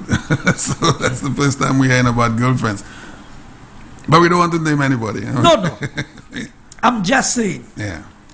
I could never have a relationship with a lady. And if things don't work out, for whatever reason, to go and try and paint a bad Yeah, picture exactly. as if that person wasn't good and this. If that person wasn't good, then that makes me worse for having a relationship with that Exactly. person. There are times relationships don't work, it don't work. That's not what was meant to be. Yeah. My wife, we've been married 7 years. This year will be 8 years. But I've known her for more than 20 years. And we've always had a good relationship. So, at the end of the day, I could not ask God for a better wife. If I'm wrong, she will tell me I'm wrong. If I'm doing something, even that night when we spoke on the program, while I was there, she sent me a message and she said, I thought we said God will take care of Yes, that. yes. You're I not remember you speaking about mentioned that. That's the kind of person that she is. When I was coming on the program tonight, she asked me, what are you going to talk about? Because she is very mindful. And if I do wrong, she would tell me, you have done wrong. We've never had a quarrel. I've never raised my voice at her. Wow, that's amazing. We have the best relationship that two people can have. That doesn't mean we don't have disagreements about things. We have disagreements, but we never quarrel. We never raise our voice at each other. We will never embarrass each other in public or anything. I mean, she doesn't want me to be in politics, but she puts up with it because that's what I want to do. And your mother as well. And so she supports me. Yeah. Nobody in the family really wants me to be there. I just told them we started a job and we need to finish That's this right. job. We need to put St. Lucia on the right Amen. path. That's right. We are not where we want to be yet. That's right. We are working towards that. So my community life has been very, very active. As a child growing up, I carried water for the elderly people. I went and scrubbed their homes. I carried food. Let me tell you something about blessings. I was about to say that. I am fortunate to have had a good mother and a good father. Even if their relationship did not work, I never held it against either one of them. They know what I don't know as to why their relationship did not work. Yes. But my father, when he was working, he cared for the elderly. Our home, more people lived at our home than I can remember. Our garden was everybody's garden. The mangoes. As children, we used to complain because we didn't understand. Nobody would come at his home and leave empty-handed. What we would not have, he would give. Yeah. That's the nature of these people. My mother, up to the point when she was active going about, there is not one person that was sick in the community that she would not be there morning, noon, and night to wash, clean, help take care of the person until she got to the point where she could not do as much as she was doing. Now, these things comes with a lot of blessings. You see, when these people, when your parents live a certain way, the blessings fall on the children. And if they are cursed, the curse falls on the children too. Yeah. But you can break the curse.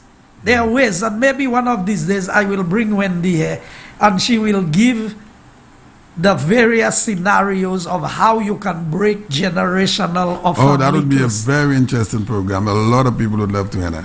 Yes, because people suffer a lot of things in their life and they Yeah. cannot understand Yeah. why they are suffering these things. And they were not at fault of these things. Exactly. And sometimes it's not because of anything.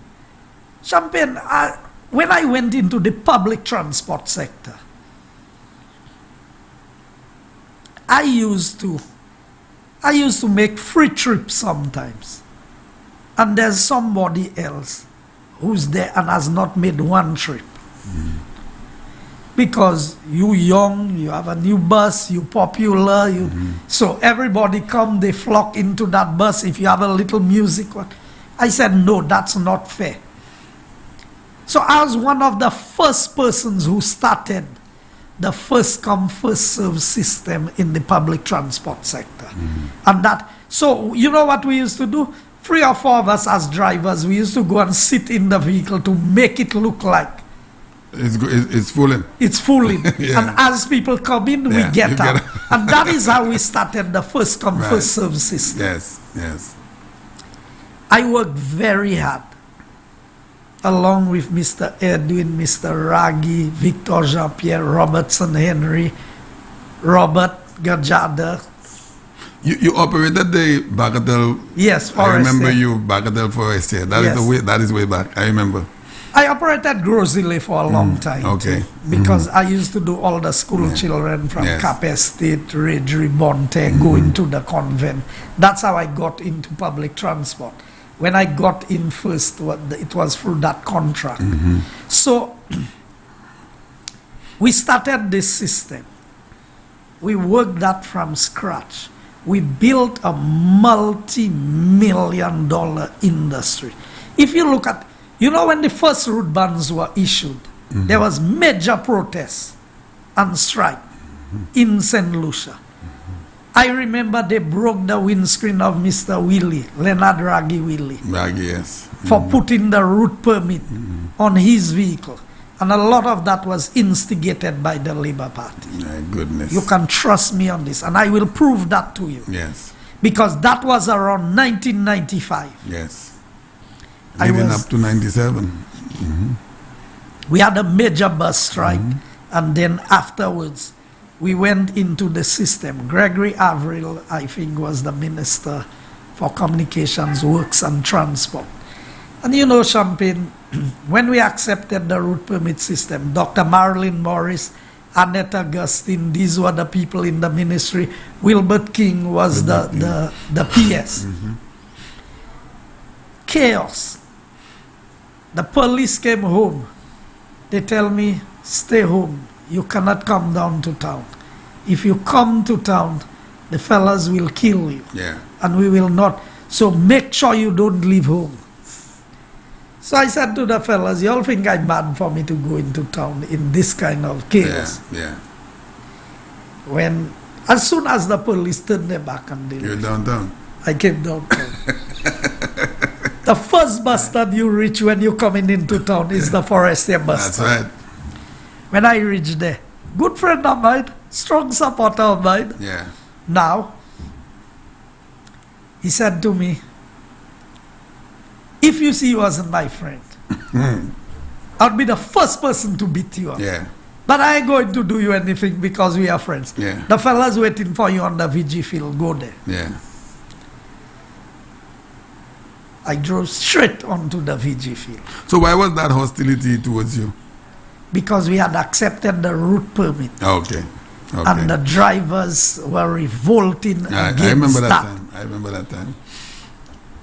When I got to the VG field, Champagne, whole crowd of people stopped my bus and I walk in through the crowd.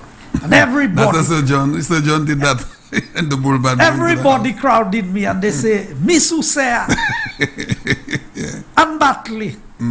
So I looked at them and I said to them, I came here today expecting to die. Yeah. I'm ready for anything. The question is, are you all ready for the same things I'm ready for? So I said, the 5 or 6 of you that want to go with me, make the first move. Yeah. And I walk in through the crowd. And as I walk in through the crowd,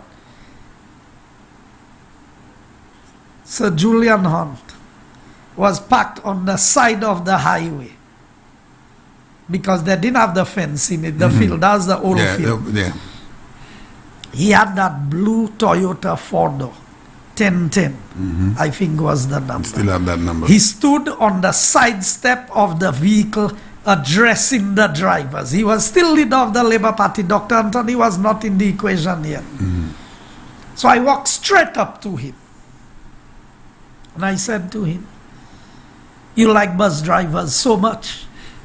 Your insurance company not insuring minibuses. But today you like bus drivers so much. Yes. When I said that, a fella that's behind me say, Sam, I line shop bus, minibus.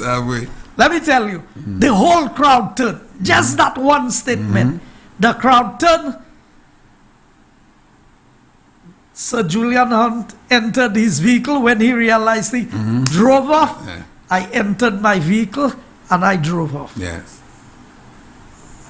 Just that one statement. Today, that same minibus route permit system that they fought against is the most valuable asset owned by any bus operator in this country. That's right.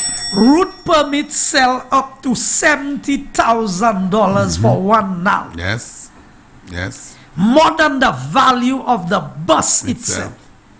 And you know what? I am happy that we worked hard. That's what leaders do. Leaders have vision to see where things will go. Had it not been for that, is chaos you would have in the transport system today. Now you have a properly structured, regulated system with about 1,300 buses. That is 1,300 families. That's right. That make a living directly from bus operation. And some of them are owners and some are drivers, so that's more. And all the vendors and all the other people and the tire shops and the gas stations and all of the people who get the indirect benefits from that. It is a lot of it. I spend my own money and the other members of the executive. We used to pay to use the town hall to have a meeting to get this bus system organized. And while the drivers themselves fought against it, today they realize the value of what it is. And that was introduced under a United Workers' Party government. While the Labour Party was trying to instigate violence and uprising against that route permit system. And I can tell you, all of that contributed to the loss of the elections in 1997. Because there was that period of the coupe par coupe. That's right. With the banana strikes, and then the minibus and all of that. I was president of National Council for about 12 years, elected unopposed about 8 or 10 times every 2 years. No, it was 6 times. You know what happened, Champagne? You can go and check the record. I only got 1 route permit as president. The other Grozile route permit that I have, I bought it for $3,500 from Paul K. And you have to know Paul K because he was living in the corner by Bacatel. That's right, of course I know Paul K. Just higher up your place there. Right there in the corner. And you know it is said that you have about 15 route bands, huh? The record they're saying that you have 15 route bands. The record is there. It has always been said Guy Joseph has 15 route bands all around St. Lucia. So it's easy to say these things. Exactly. But it's also easy for them to know that this is not true. But it's more appealing to say that about me. So I went into that business. So imagine $250 to issue a route band. And as a matter of principle, I would not grant myself a route band. I went and paid $3,500 for a route band that I could issue myself. That's right, yes. For $250. You had that access. Yes, I was the president. That's right. And I'd been on the Grozile route before a lot of the people who got routes for Grozile. I only got my forestier route permit. So it is just to show you how things operate. And that's why I tell you, you see, to be honest in this country, you pay a heavy price for honesty. You get away easier with dishonesty than you would with honesty. But with God, you don't get away with dishonesty. That's why ultimately it is not what man judges you to be. It is how God judges you. That is what happens. Now the history you're sharing with all of the world tonight regarding the bus system, with what transpired with the route bands and everything, because the Labour Party do have supporters that are bus drivers. And I'm really happy that you're bringing out there, so they are benefiting today as a result of your initiative and some other people. When I went to Matnik, the Labour Party has always denied that they had plans to bring buses. All the buses stayed on the port. I met the gentleman who the deal was made to send the buses to St. Lucia, you know. That was the operations of the Labour Party. They brought in a consultant. And you can ask them. When I took him to task, upstairs the conference room of the NIC Center, the thing is they sent me to speak before them, before the consultant. When I was finished, you know what the consultant said? How do you speak after that presentation? That a consultant from Trinidad, that they were paid a big set of money, you know, to come from, I think from University of the West Indies or wherever they were doing some transports. And by the time I was finished with them, there's nothing they could have said. So So in other words, Mr. Minister, if the SLP or the St. Lucia Labour Party had gotten an opportunity, they would have changed the whole bus system in St. Lucia. Because they wanted to bring in buses from Martinique. I can show you, I can even, the legislation they wanted to amend. You know, when I designed that system, I didn't design, I want people to understand, I've always favored St. Lucians. So all that talk about foreign friends, family, and foreigners, that's them. Yeah. That's how they operate. But they want to brand the UWP that way. The UWP is not that way. No. When we introduce the laws for the public transport system, you have to be a citizen of St. Lucia to own a route permit. All right. No foreigner can own a route permit in St. Lucia. Okay. And I, Mr. Edwin, and myself were the two representatives. I don't know if you know Mr. Edwin. Mr. Ten, he was the first head of the SSU in St. Lucia, former head of police. Mr. Ten. Mr. Ten, they call him Ten, but he's Hamilton Edwin. That was his I might know him. I don't remember. He used to live in Grand Riviere. Okay. So.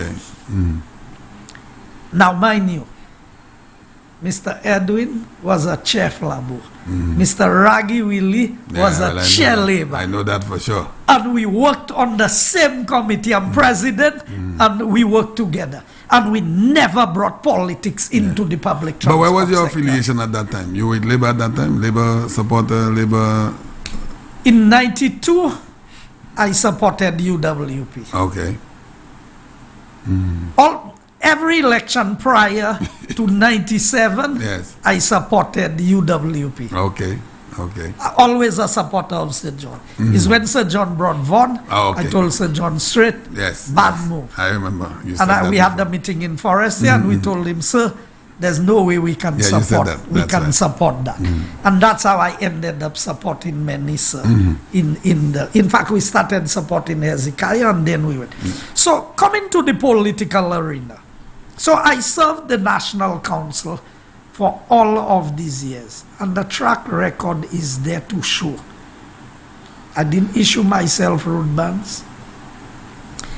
Every family member of mine, close or distant, who got a route permit went through the proper channel of the association, the recommendation, the application, the approval, went through every step. Nobody can show that there was one instance where anything underhanded happened for anybody related to me to get a route permit.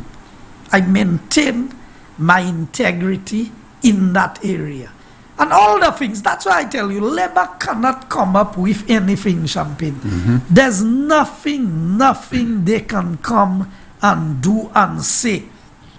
So for them to try and paint the kind of picture they want of me, or to try, because you come into politics and you decide to be honest and to do things right. How did I end up in the political arena? I've given part of that story. I'll be brief on it. Yeah. Sir John came to me and he said, now, I must tell you, Barbara put him up to that. Barbara wanted to. I hope Barbara tell me people have been asking her how to become candidates. Because you mentioned it last time. Barbara was my banker at Bank of St. Lucia, Grosile, because that's where the business was, that's where we did. So whenever I went to the bank, I went to Barbara. We would sit down there, we would discuss everything. She always tell me, why don't you run? I said, Barbara, I'm not interested. She go and discuss it with Spider. They go and discuss it. They spoke to Clarence. Clarence tell them, yes, I'm a good candidate. So all of that plan being made, I say I run in no elections. Sir John came to me. I said, Sir John, I will campaign for you.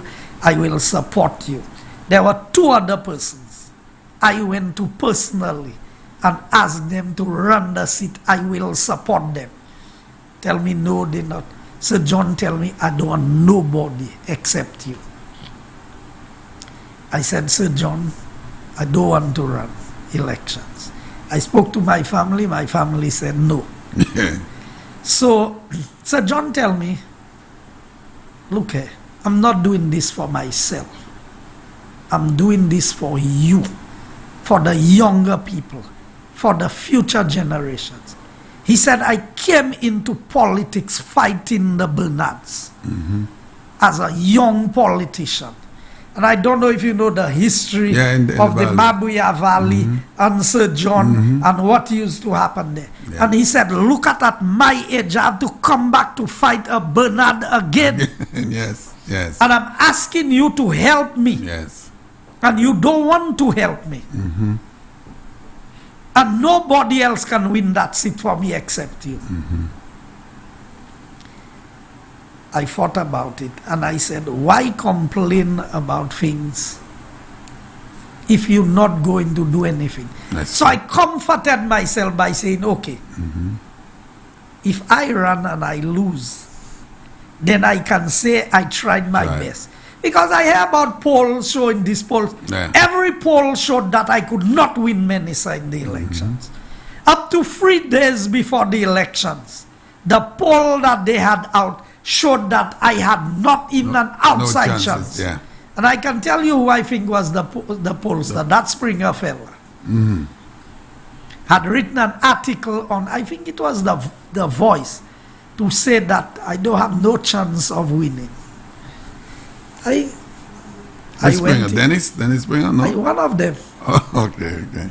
I went in, I ran my campaign, and I won the elections. I did everything above board. I remember that year somebody said something on my platform. I came back and I apologized. I ran a proper campaign. I don't talk about my opponents. That's why I find it so strange. All the lies that the Labour... I mean, I expect them to tell lies because that's their nature. But to go to that extreme of telling lies about things that never happened is really stretching it. So, I did not want to be a candidate in 2006. But I was willing to campaign for the United Workers' Party because Sir John had come back into the politics. I remember the mood when you came in there in 2006. It was really beautiful. The captivation where people started to just come in, and it was really, really a good time. So for me, Champagne, looking at this, looking at the pattern, the journeys I've had in my life, and since I came into UWP, I've had a lot of fight down in UWP. I've never gone up for any position in the UWP. I've not served as a secretary, a chairman, a deputy leader, a this or that. Never. I've never put myself up. When they have tried to elect me, I declined. I remember even the recent Yes, you all came to me. That's right. The recent chairmanship, and you still declined it. Yes. So, I'm not somebody who's in this for position. You see, for me, it don't matter where you are. If you can work, everybody must be able to see you can work. You don't have to be a leader to be working. All of us are ministers. All of us have work to do. So it's a matter of doing the work. And I want people to judge me on the work that I have done. Right. I want the Labour Party to show me one place where I have badly spent government resources. I want them to come and show me the projects that I have done that has cost overruns. I want them to show me where there's money that is not properly accounted for, that did not go through the proper channels or systems of government. Because I came into politics to serve the people. And that's why I did not take money from the people who wanted to give money. Because people, I remember Gail put it the best. They give you a bottle of water and they expect you to give them a river afterwards.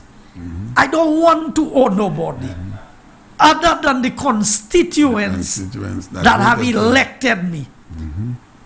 And so I have not gone and taken resources from the people who have it, so that I have to give them more when I get into government. That's why I can cut my $100,000 projects into pieces. 10 That's and right. give 10 small contractors 10 contracts. And even though it's 2,000 each of them make, that is 10 families each getting $2,000 as opposed to one family getting $20,000. That is how I have operated. Now, have I been perfect? Have I been able to give everybody what they want? No. And I've said to them, when I cannot give the people 100% of the representation that I promised them, I will remove myself. Yeah. If they have not removed me before that time. I don't go and make demands and say people must vote for me. If at this upcoming election, the people say we don't want you, we've had enough of you, I say thank you very much for the opportunity you gave me to serve you. Yes. And I don't think you'll be losing too much sleep over it either. Because you have done well. Because at the end of the day, I know the job is not finished. Champagne, I went a few places today, and I am so proud of what we have accomplished in Castries Southeast. Yeah. When I saw the mud, I was telling them, I was telling you about the mud that I had to walk in, day out, barefooted, everything. I mean, almost everywhere in Castries Southeast have a footpath, a concrete road, a concrete drain. I mean, we'll show a few pictures tonight of a few of them. But I want people to understand that when I cannot serve you well, I will leave. I mean, I went to day 2. I went to see, and I'm going to send the camera crew there. That facility we build in, I know it's a big facility, but I did not realize the magnitude of that indoor facility that we are building in Bexon there. I almost felt, hey, that's like the airport, a big project. It's huge. I mean, the foundations are going in. There's quite a bit of excavation. I went there today. There are about 10 trucks working. I mean, just today, there, I am sure there were about more than 20 people employed on this project. So, I'm looking at where I want the constituency to be, what the requirements. And as we speak there, you have a project going on in Sandy Fe, that CDB funded project. You have free going on in Bexon, CDB funded project. You have the major community center going on in Odds. Oh, that is a big That's a facility DVRP. too. You have the one in Bexon, that's DVRP. You have the one in Forestier, that is Taiwanese funded. You have the recording studio in Wavin Poisson, that is Taiwanese funded. So when you look at just within that space of time, then you have the cul-de-sac bridge, which is the Japanese funded project. When you look at the magnitude of each of these projects, outside all of the roadworks that we have done and that we are doing, you have the lights coming in on the Bexon playing field.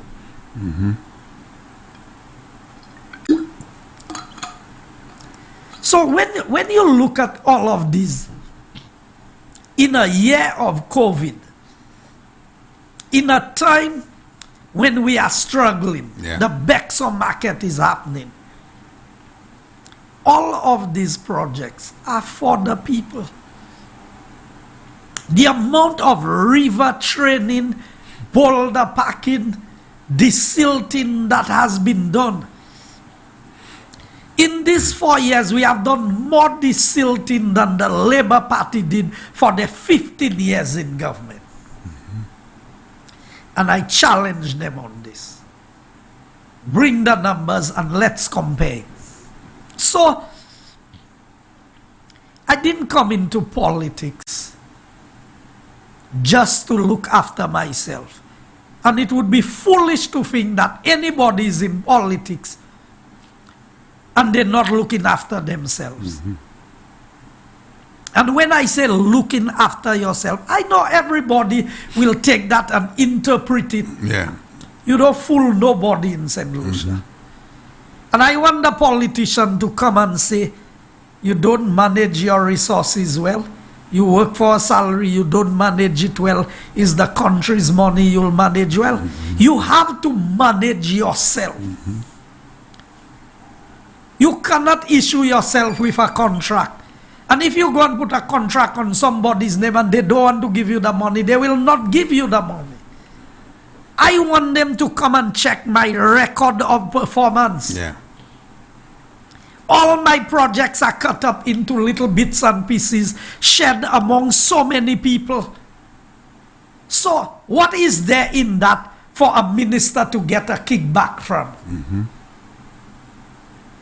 So, the Labour Party, and I will say tonight, next week,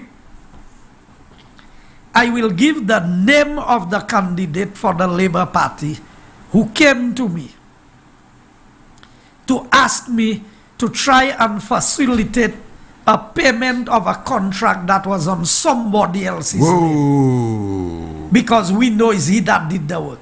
And I will bring the name of the contractor and I will bring the amount of the contract. Mr. Minister, you're letting out the beast. No, because the beast these days. Because the Labour Party cannot be doing all of this. Yes. Dirty work, corrupt things, and when they finish, they want to point fingers at other people. They want to label you. They want to say this. They want to say that.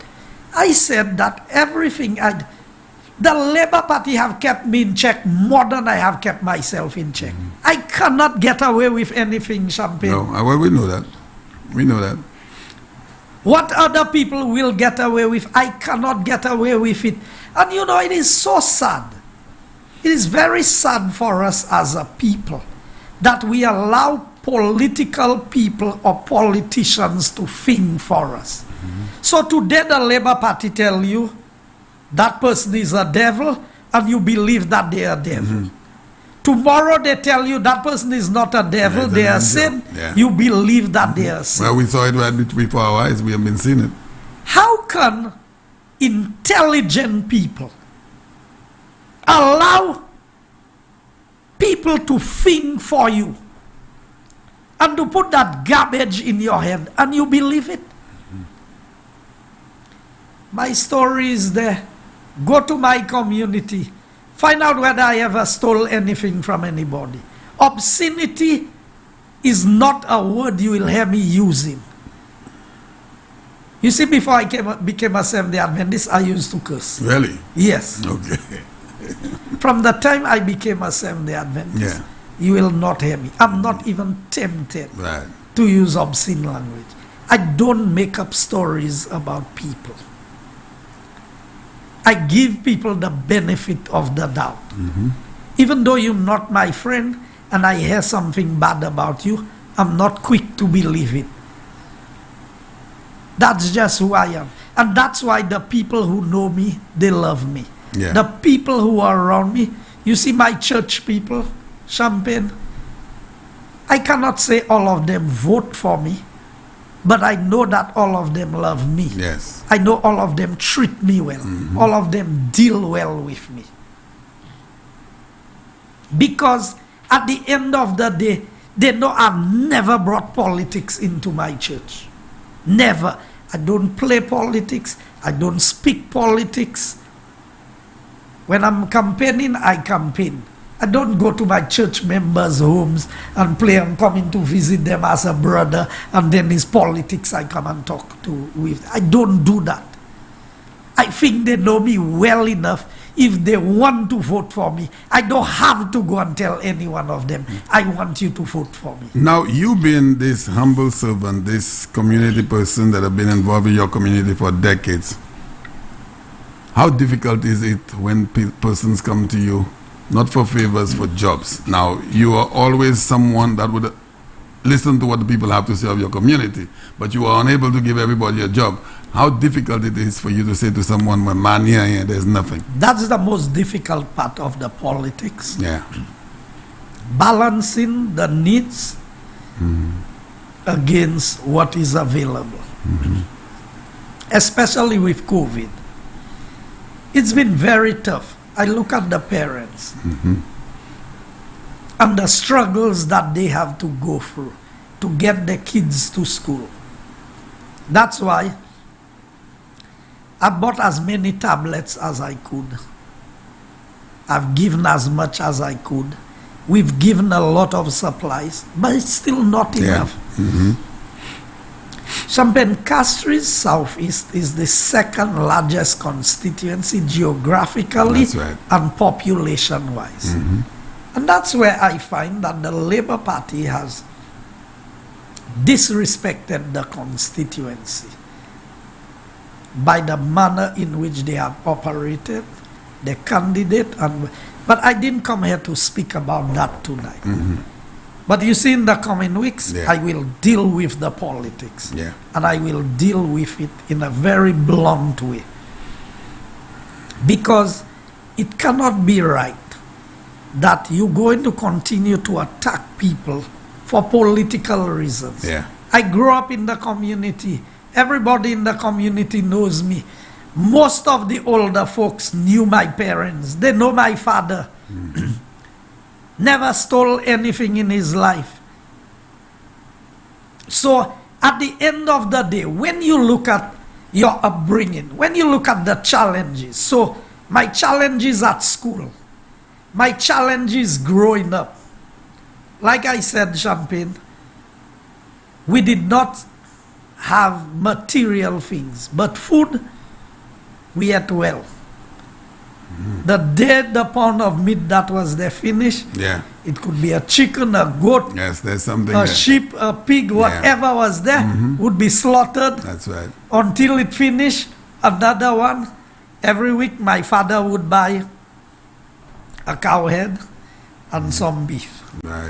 Every week when they slaughtered, make sure the cow head would come home. And then, so I drank a lot of soup. What they call Manish water.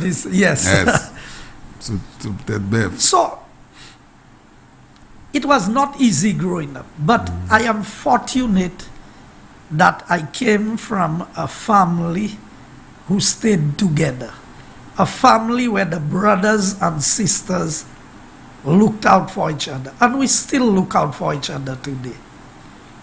Every one of us. If anything happens to anybody in my family, it doesn't matter who gets there first. They will do what is necessary. That is how we've lived. At the end of the day, and I want people to understand, there's a life after politics. And after politics, you still have to live with your family. That's why I don't attack people's family when it comes to the politics. The Labour Party has gone, they've tried to get me. They've called people on private numbers, made offers to them to say things about me. And the persons tell them, but what can I say? I cannot say anything about him. I mean, why would you do that?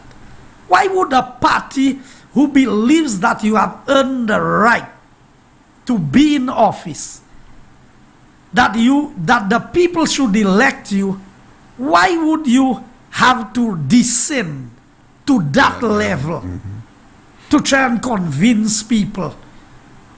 You all have dug, you all have researched, you all have paid. You still cannot find anything. You cannot give me the benefit of the doubt at the end of the day that maybe there's nothing.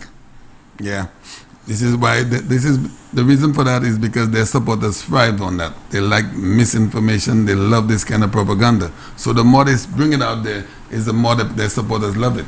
You know, Champagne, that's what makes honesty a challenge. So I will tell you. Let me use that illustration. If every day you come home, your wife accuses you of having an affair with somebody, and your relationship is in turmoil at home because of that accusation, yet still you know you have nothing with that other person. It is easy to play on your mind and say, okay, well, I already paid the price for doing it, so I could as well do it. Exactly. Okay? I am telling you, that has been the challenge. So, but I know that's the work of the devil. To get you to the point where you will say, okay, everybody is accusing you of stealing already. You already paid the price. Everybody see you as a thief. Yeah. So whether you steal or you don't steal, yeah. it doesn't make a difference in the eyes of the people. Yeah. So you could as well steal. Yeah. Now that is where personal integrity comes in. That is where your relationship with God and how you view the value of what God has done for you. Sometimes when I look at myself, I didn't go to secondary school. I didn't have the education that other people have. I grew up very poor in an old wooden house that was never finished. I look at all of this, and God blessed me to be where I am today. And I will do something to bring shame and reproach to God on this. And anybody, now, people can tell you what they want. They can. My wife always asks me, how can you deal with all the things that people say about you? And you know that it's not true. It hurts her. She feels bad. But you know what I learned? And Matthew says that. He said, blessed are you when men will revile you and persecute you and say all manner of evil against you falsely for my sake. Yeah. Rejoice and be glad, for so persecuted they the prophets which were before you. Jesus himself was crucified on the basis of a lie. They got two false witnesses to come and testify against him. Imagine the Creator, God himself, in the form of man, that two men could come and tell a lie on him, that they would crucify him. I do so many bad things. You think if people tell a lie about me, I have to be vexed about that? I'm not going to get vexed. I don't let these things get to me. Now that is the problem that the Labour Party has, because every attempt that they have made to get to me, they have not succeeded. But I tell them, my favorite book is the Bible. I've read the Bible from Genesis to Revelation at least twice. I've read the series of storybooks, volumes 1 to 12, that covers every major story or event in the Bible. So I know that well enough. I can always relate something in my life to something in the Word of God. Yeah. This is why I keep saying to myself, the event at the church forest chair is a rehearsal. Something that has been scripted, it's been staged. In my mind, that's for me. In my mind, it was something that was rehearsed, something that was organized. That is just because for me. Up to now, I'm still waiting to hear what I said that triggered exactly. that. Nobody has been able to say what Based I on said. that. Yes. What is it that guy said that triggered that? And I know I didn't say anything. But in case a guy said something and they think it's me, I'm still waiting for them to put it out there. But I want people to appreciate that we are pushing away the good people. You see, Prime Minister Alan Shastney, that's a man who genuinely cares about St. Classy man, classy guy. Who genuinely wants to lift people out of poverty and give them a better standard of living. And I want to say something, and that's why I tell them the Bible is always my reference point. When God wanted to deliver the children of Israel out of Egyptian bondage, who did he look for? He looked for a deliverer. That's right. And that deliverer was Moses. And when God called Moses, you know what Moses told God? Who am I? He said, I can't talk. Who am I that I have to lead these people out of bondage? Exactly. Yes. And he yes. said he could not speak. And God appointed Aaron to be his mouthpiece. Every day you had the prime minister being accused of not being able to speak patois.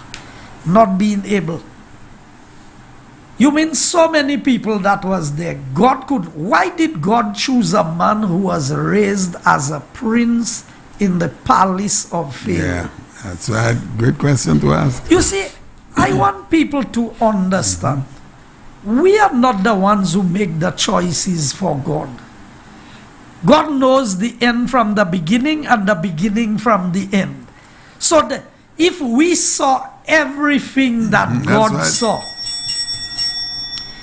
if we were able to see things from God's perspective, we would understand better. Yeah. So I came to think about it. I said, every day the prime minister gets accused of being born from a wealthy family, with a golden spoon, with this, with that.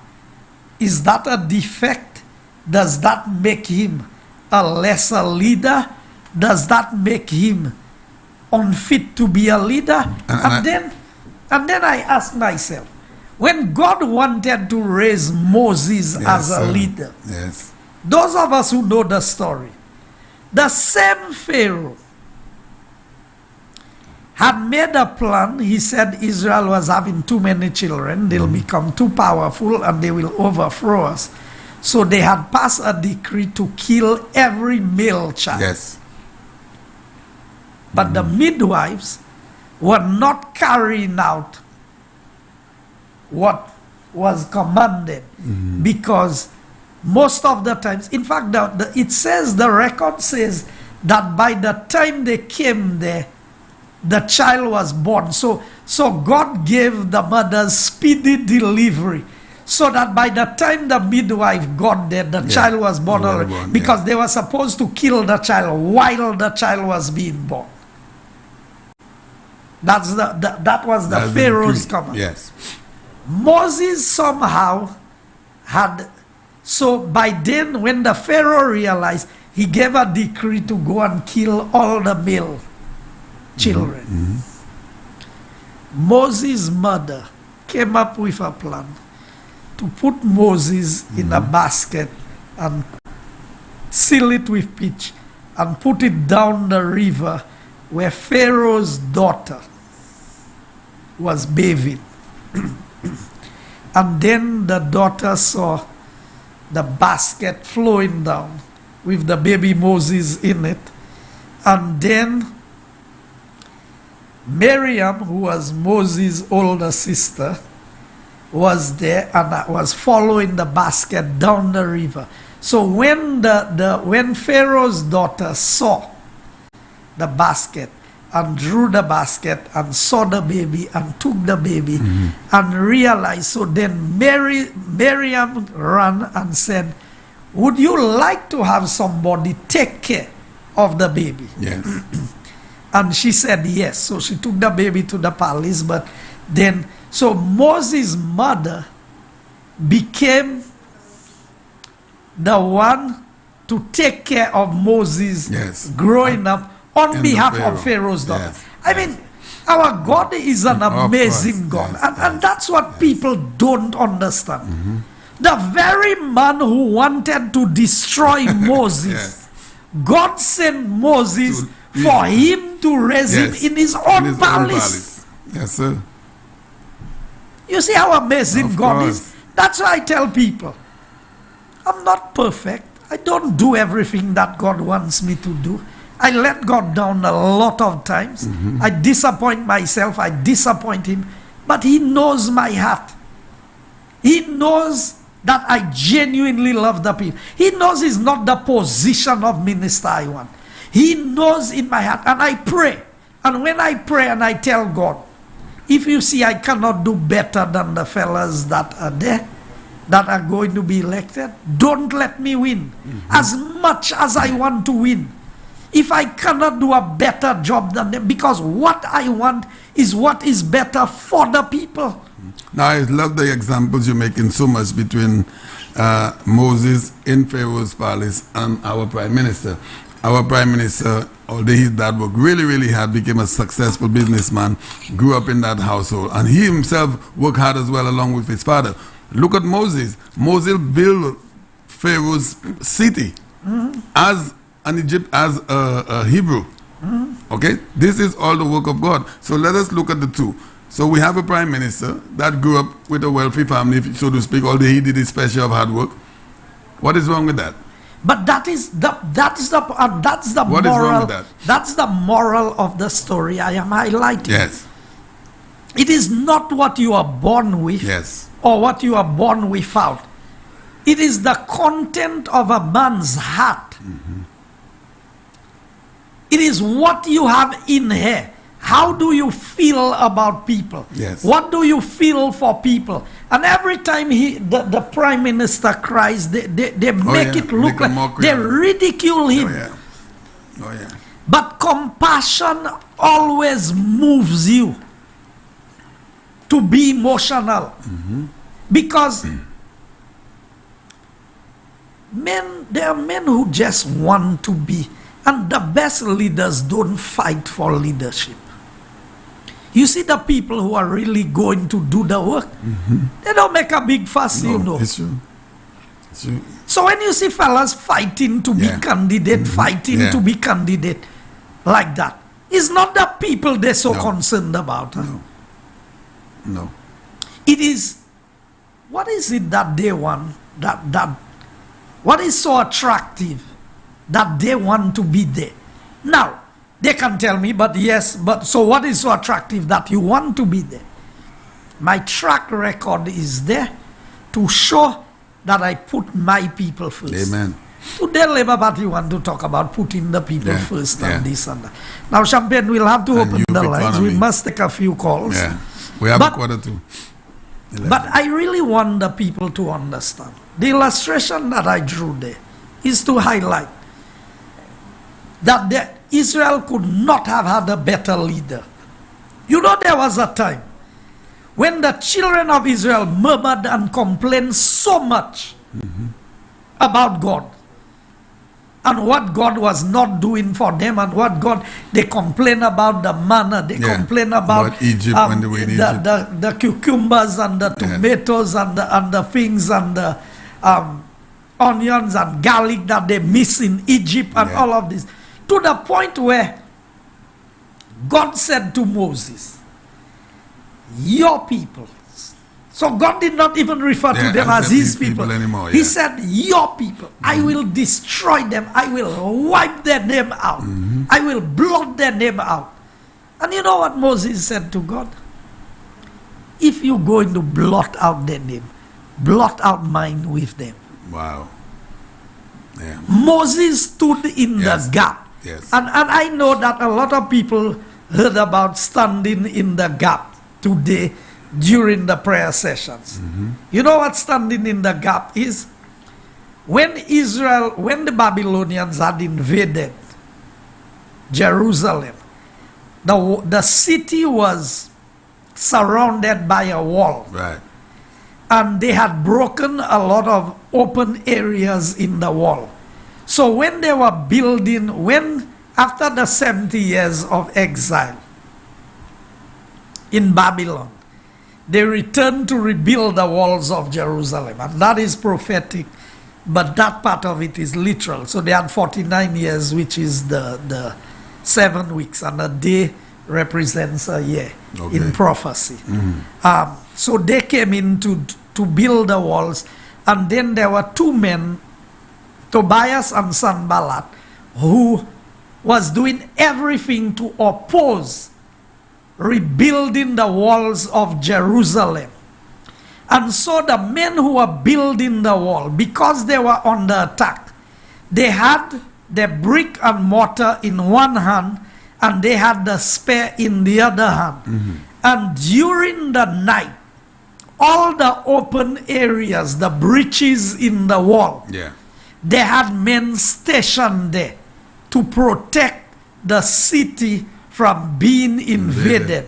So when we hear about standing in the gap, That's what it really means. So before the gates were rebuilt and before they had built up the wall and everything. So the Bible, I encourage people who are not very familiar with the Bible, spend some time and read the Bible. Yes. It has beautiful stories that really apply to life, real life situations that people experience. So God always found somebody to stand in the gap between good and evil, between those who are fighting the good on the side of evil. And there will always be people on the side of evil. And that is why I say, have you ever heard the UWP involved in any obia with Haiti and with this and with that for elections in St. Lucia? The UWP is not associated with this thing. Unlike, you cannot say that about the Labour Party. No, you cannot. Everybody knows in this country that there is some connection with some voodoo system. Now, if God wants you there, why you have to invoke voodoo to be elected into office? And apparently the voodoo doesn't work because they would have won every election. Okay? So if the voodoo I tell worked, people, if voodoo could do everything that it proclaimed to be, Haiti would be the utopia of the world. That's well said. Well said. And I say if voodoo was really working in terms of elections, the Labour Party would not have lost in 2016. And they would have never lost I prior. always tell people, look at the base that you are going to. If you are going to Haiti to win an election, so you want St. Lucia to become like Haiti. Apparently. You understand? So, our Prime Minister, I have had the opportunity to work with Prime Minister Alan Chasney from 2006. And this is a man who genuinely wants the best for St. Lucia. Without a doubt. He may not always express himself the best way. He may not say it in the kind of language that other persons would say. But I tell people, what I love about God, God does not judge us only on action, but on motive. So if your motive is bad, but your action is good. So when God says, some people will come to him and he will say to them, depart from me, I never knew you. And they will say, but we feed the hungry, we heal the sick, we did all of these things in your name. And he will still say to them, I don't know you. Why? Because the motive for doing it was for self-praise, for themselves, not for the honor and the glory of God. Whereas the person who had a good intention of doing something, but the action came out wrong, God is going to judge that person more on the motive. What is it that motivated you to do it? Was it because of love for your fellow men or love for God? And love for your fellow men is the same as love for God. Because the Bible says, how can you love God whom you cannot see if you cannot love your fellow men who you see every day? That's right. So, I know I have a Prime Minister whose heart is in the right place, who genuinely loves St. Lucia and wants to develop this country to take it to the highest possible level that it can get. That is right. And that counts for a lot. Champagne, there's so much activity in this country, even in the midst of COVID. Can you imagine what St. Lucia would be like? The Prime Minister leads the nation in prayer. I want to ask the people of St. Lucia, for the 15 years that the Labour Party led this country, and we call ourselves a Christian nation, what do we have to show? They stopped prayers in cabinet. They stopped prayers in schools. They stopped religious knowledge in school. Everything they have done. and go back to the Marxist philosophy of communism, and you will see is two entities that have influence over the people. Yeah. The church and the government. Yeah. So they have neutralized the impact of the church so that the government could hold sway over the will of the people. Yeah, and they did that, but they saw it very good for them to have two witches conferences. Don't forget that. Exactly. There were two So witches every conferences. activity of this Labour Party is in secrecy and is with the dark side. Yeah. Yeah. Not with the side that leads to God. I am pleased every time. When I see my Prime Minister lead the cabinet in prayers and humbles himself before God and asks God to give him direction so that he can make the right decisions for the country. You know how much value there is in this? Oh, yeah. I mean, when you look, and I want to say that out there to our Christian people. All of us are supposed to be that. So prayers were stopped in the house in the cabinet. Prayers were stopped in schools. But you had two witches conferences. I mean, try to dissect that for a moment. How could you have a government stopping prayers? We're supposed to be a Christian nation, a nation of faith. But then you stop that and you have two witches conferences. How does that work? And the closer we get to elections, I will reveal some things as we as we move with the future of the programs, because I can tell you there's a lot happening in my constituency in terms of that linkage with Haiti. Yeah. You can, I mean, I was on the ground speaking to some people today and they tell me, yes, but that's open. That's public knowledge in the constituency as to the things that are going on the dark side and what is going on. Now, when you have to do this to win elections, clearly you are not called by God. No. And this is not God's will to have these people in leadership. But you know, some people tell you they'll pull the devil by its tail to get what they want. Champagne, let's take a few calls. All right. So I guess we will do the linguist report next week. Yes. Along with that minister, that individual you mentioned, that we're going to make mention of his name. Senator, we are opening up the phone lines. Not a minister, candidate. A candidate, sorry, not a minister. We are opening up the phone lines. So why did I say minister? The phone lines, if you want to call us, 4560931 or 4850931. Hello, good evening. Good evening. Good evening, Champagne. Good evening, sir. Good evening, Minister Guy. Good evening. How are you? I'm good. How are you, sir? First of all, let me commend the Cabinet of Ministers for declaring today a day of prayer and fasting. I think it went well. Our church did make a contribution, and I watched the televised version of it, and it was a good day. Very good day. Secondly, let me just say that electricity came to Forestier in about 70, 71, somewhere around there.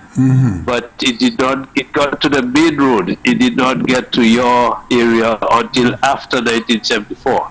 And that was done by the United Workers' Party. So, and Minister Guy,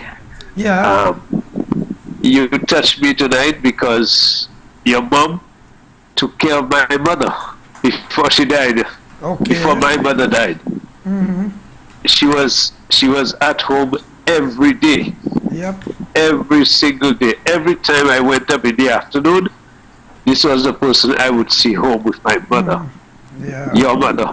So I am very grateful for the things that, you know, the contribution that your parents made in my mother's life. It was remarkable. Thank you. Because when one has to be at work, you can't be there as well. And she was not looking for one penny for her services. It was totally voluntary, and free, and she took very good care of my mother. So Yes. I want to thank you on her behalf. Oh, yes. I want to thank you. I know and she's that you can listening. extend She that listens thanks to every her. Monday night when I'm on, so I know she would be hearing. Yes, yes, and I think she would know who's speaking as well. Yes. I want you, I want you to continue the work that you're doing, and those guys, God is in control. There is nothing they can do to you, and there is nothing they can do to prevent the inevitable. You've been doing a good job, and just continue doing what you're doing, my brother. Thank and you so everything will much. go well. All right. Thank you. Thank you, caller. Have a good evening. Yes. All right, beautiful. All right, 4560931 or 4850931. A special good evening to you. Hello. Special good evening to you too. Good evening. And a special good evening to my favorite minister. Good night, How are George you, Cooper Dudu? Road. Can you do? Say amen. Right. Sparkling, Yes, Dudu. you talk about the witches conference. We all know who are the head of the witches conference. Yeah. But I was saying that to make the point where we are supposed to be a Christian nation, and prayers were stopped in various places, but the witches conference were allowed to go on. And who headed the witches conference? Not me. Yeah. Good night. All right. Thanks a lot. Have a good evening. Hello. Good evening. Thanks for holding. Good evening, Champion. Good evening, sir. Good evening to you, Mr. Minister. Good evening. And I want to say, first of all, I want to thank God for that National Day of Prayer. Oh, yes. This is what, Champion, this is what the community needs. This is what the country needs. Yes, of What course. more do we want? What better do we want? The Word of God says, the nation that forget God will perish. Amen. Okay, now, Mr. Minister, to you, I want to tell you why you were brought into politics, which the Labour Party will never understand. Okay, within all of the United Workers' Party in office, the Castries Southeast representative on the UWP government never did really work for Castries Southeast. Okay? Now, one, with the Labour Party constant corruption, there was not one to stand face to face with them. Okay? And the law never stand to take a stand as of what is going on up to now. Okay, so God brought you there. Yeah. One, so that you could stand toe to toe with them, so that to make the people see that the corruption that they are doing is to bring down the country. Okay, and two, God have you there as a representative of Castries Southeast to do what none of them would ever think of doing and no others would have done. And I am not saying that because I am speaking on this day. Okay? I am from Castries Southeast, and I will make it even clear that I am from Forest State. Okay? Now, they are saying that the United Workers' Party have not worked for the country. I do agree with them. Okay? But this one question I have for the Labour Party government. Within the pandemic that we are faced with, okay, and in saying that the United Workers' Party has not worked for St. Lucia, I have this one question for them. If you all were in power, in government, would you all have done better than what the United Workers' Party government has done? And I will answer that for them. No, they would never have done better. Because just in the community of Forest alone, Yeah. I can speak, and the evidence is speak for itself concerning our rep. What no one had ever dreamed of doing or had any vision to do for us It has been done, and it is being done now. A little community like Forest Champagne, we have to claim ground. Okay? And we are fortunate. The minister is working hard. I know him, he know me, we went to school together. Okay, and hard working is what will give you your success in life. Because God says, by your sweat you shall eat bread. Now they would not understand that because they get their pay, like the minister said, they get their salary from somebody talking. So when you don't know what it is to work hard and to sweat, okay, Champagne, Yes, sir. we work hard, my family work hard. Yes. My parents will work hard. There are times you would have to wake up early in the morning to go in the forest. Okay? I give you 30 more seconds, caller. We have some more calls coming in.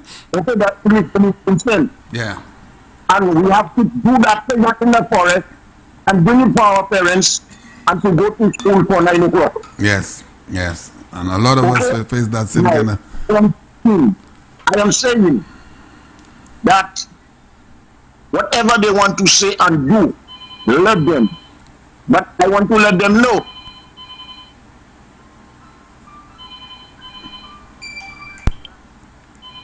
Go ahead, caller. A few we more will seconds. not allow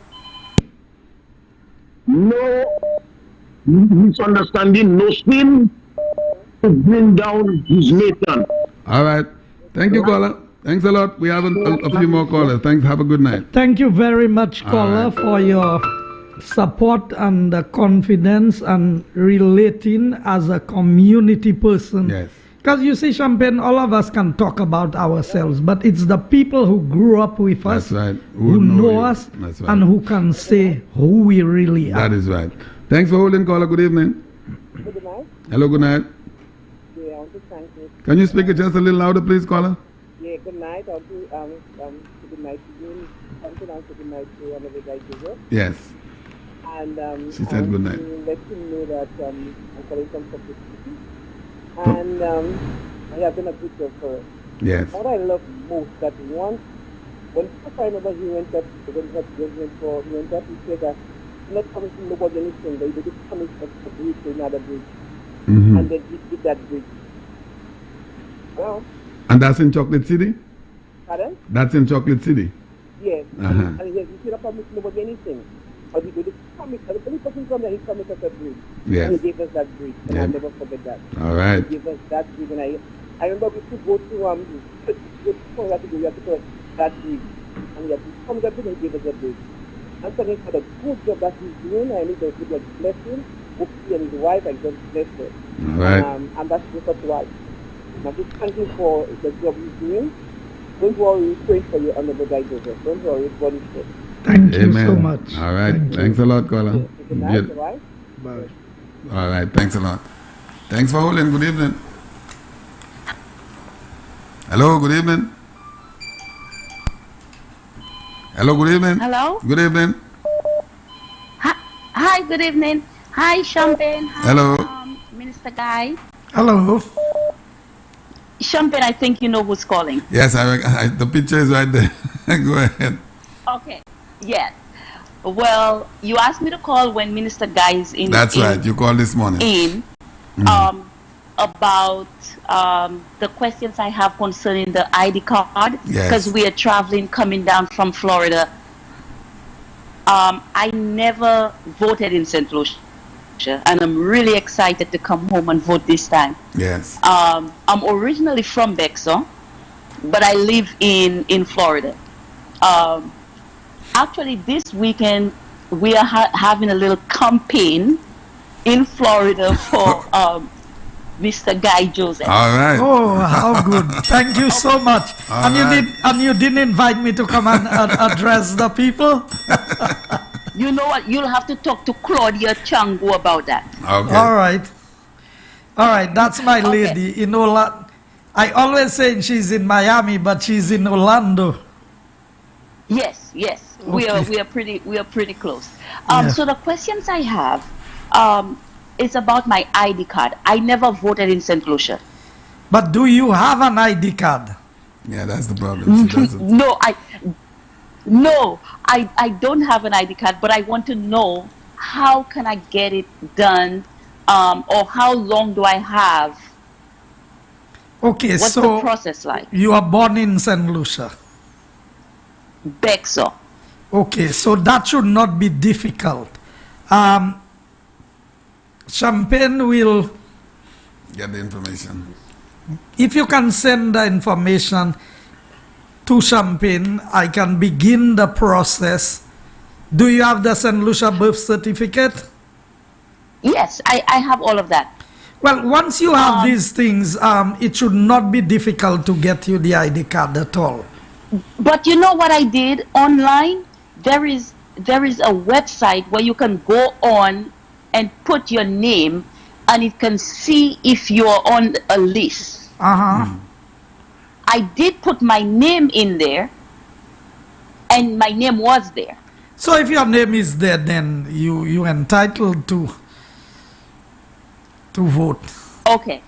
So I will let Champagne send you my number. Yes, I will. And then you can communicate. Oh, Claudia has my number.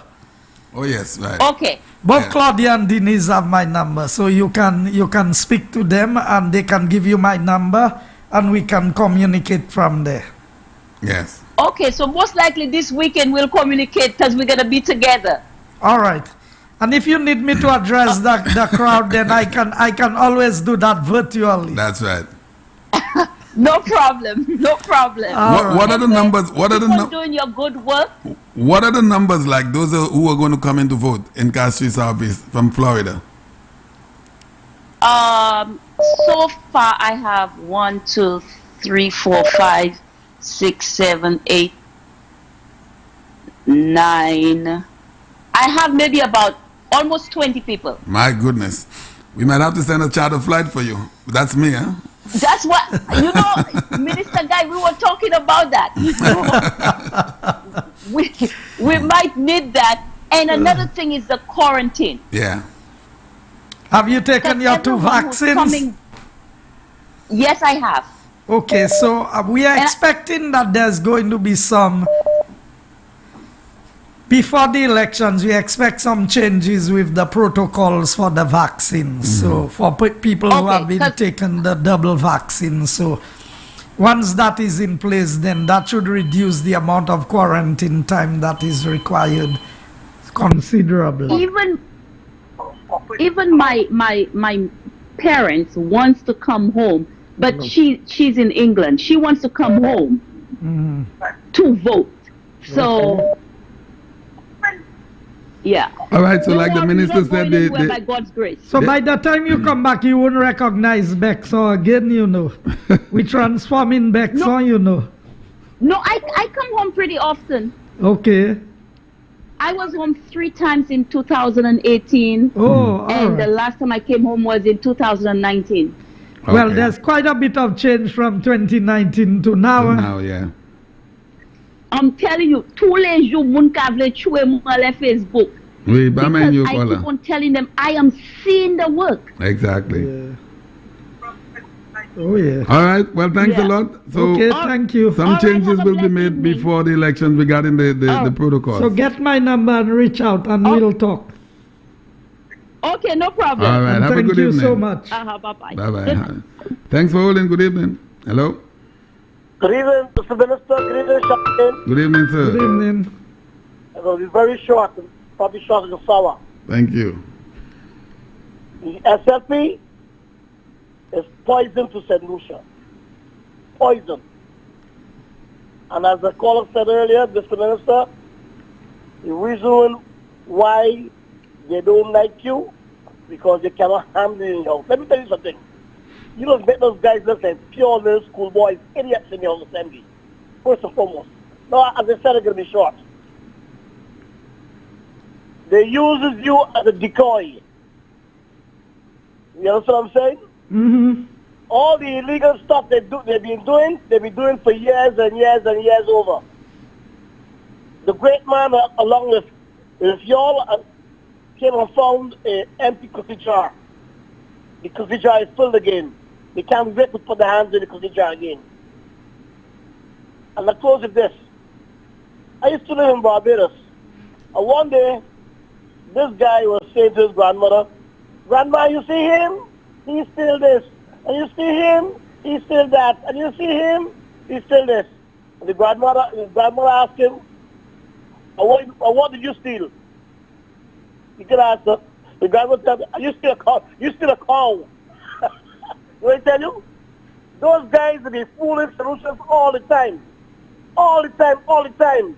I'm glad the great Prime Minister saw it fit to have a day of prayer.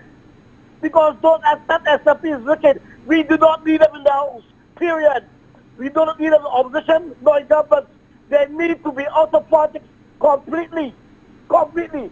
If you cannot win 17 nuts, at least I want you to get 2/3 and give the other 1/3 to the Green Party. These guys are poison for St. Lucia.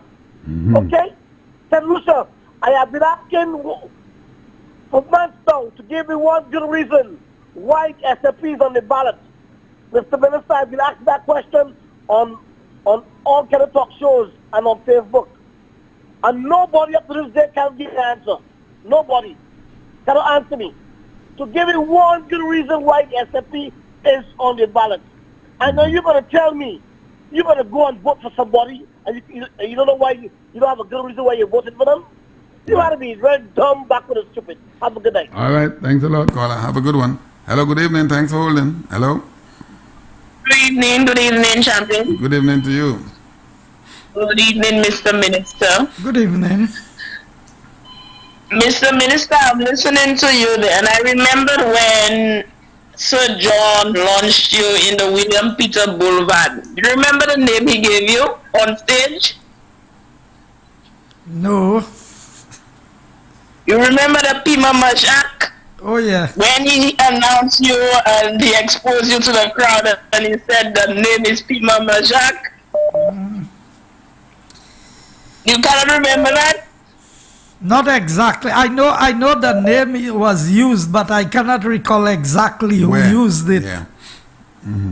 Yeah, he said it on the stage. That was this Pima Majak. And that Pima Majak goes a long way. That's what everybody is afraid of. If anybody knows what a Pima Majak is, they need to respect that pepper. Yes. It is one of our strongest pepper. I think it's in the world. It's actually the strongest pepper in the world. And that is you. That is a strong man. A very, very strong man that fears God. Don't worry with them. I can see you have God in you. Number one, I'm going to tell them that the Bible tells you a man that doesn't take bribe has nothing to fear. And that is you. That's why you are outspoken like that. Okay? And that is what they are afraid of, your strength.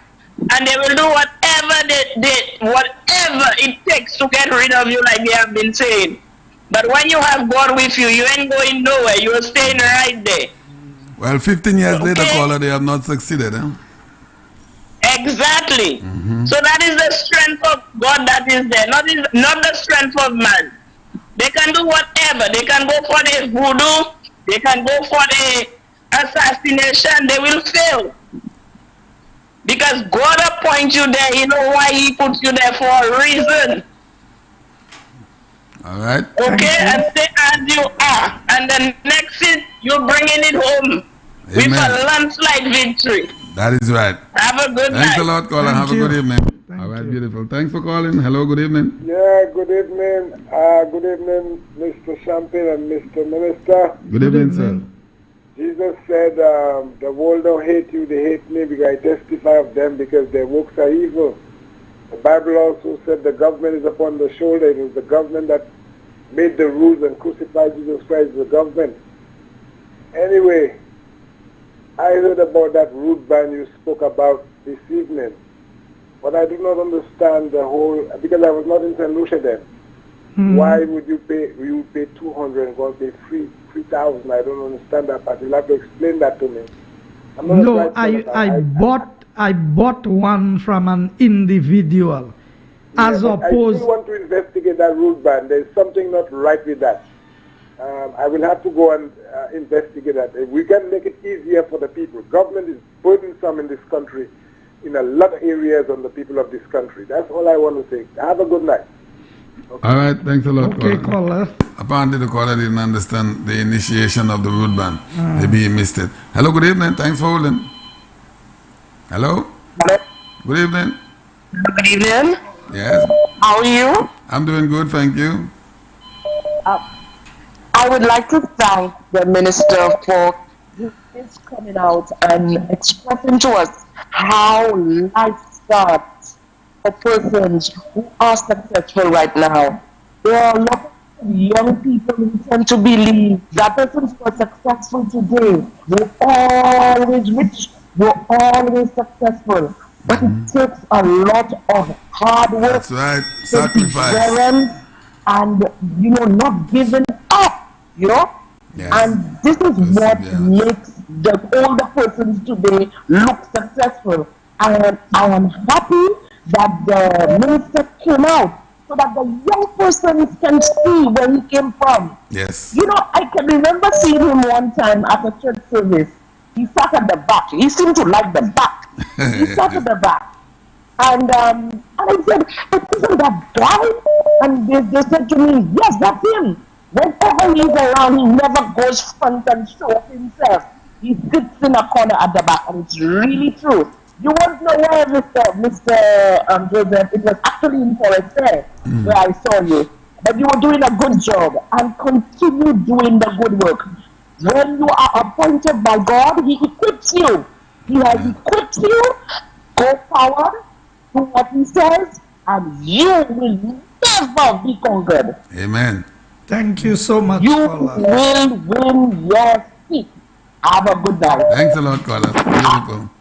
Are you a shy individual, Mr. Minister? Because we have heard stories of you always sitting all the way in the back. Is that because of you being shy, or you don't like that Yes, total unlike exposure? what people think, I am a shy individual, Champagne. Okay, beautiful.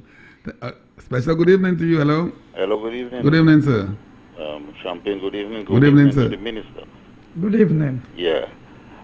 There is a saying that small minds discuss people and great minds discuss ideas. Now, I think the minister has a great mind, and all those other people who are accusing him of all different things and so on, I think they are small minds. Yeah, yes. You understand? Now, the minister, the present minister, who is representing the southeast area of Castries, is doing a great job, and he will continue in the next election to represent those people, to continue the job that he is doing. Okay? All right. Now, there is one thing that I would like the minister to do after this election.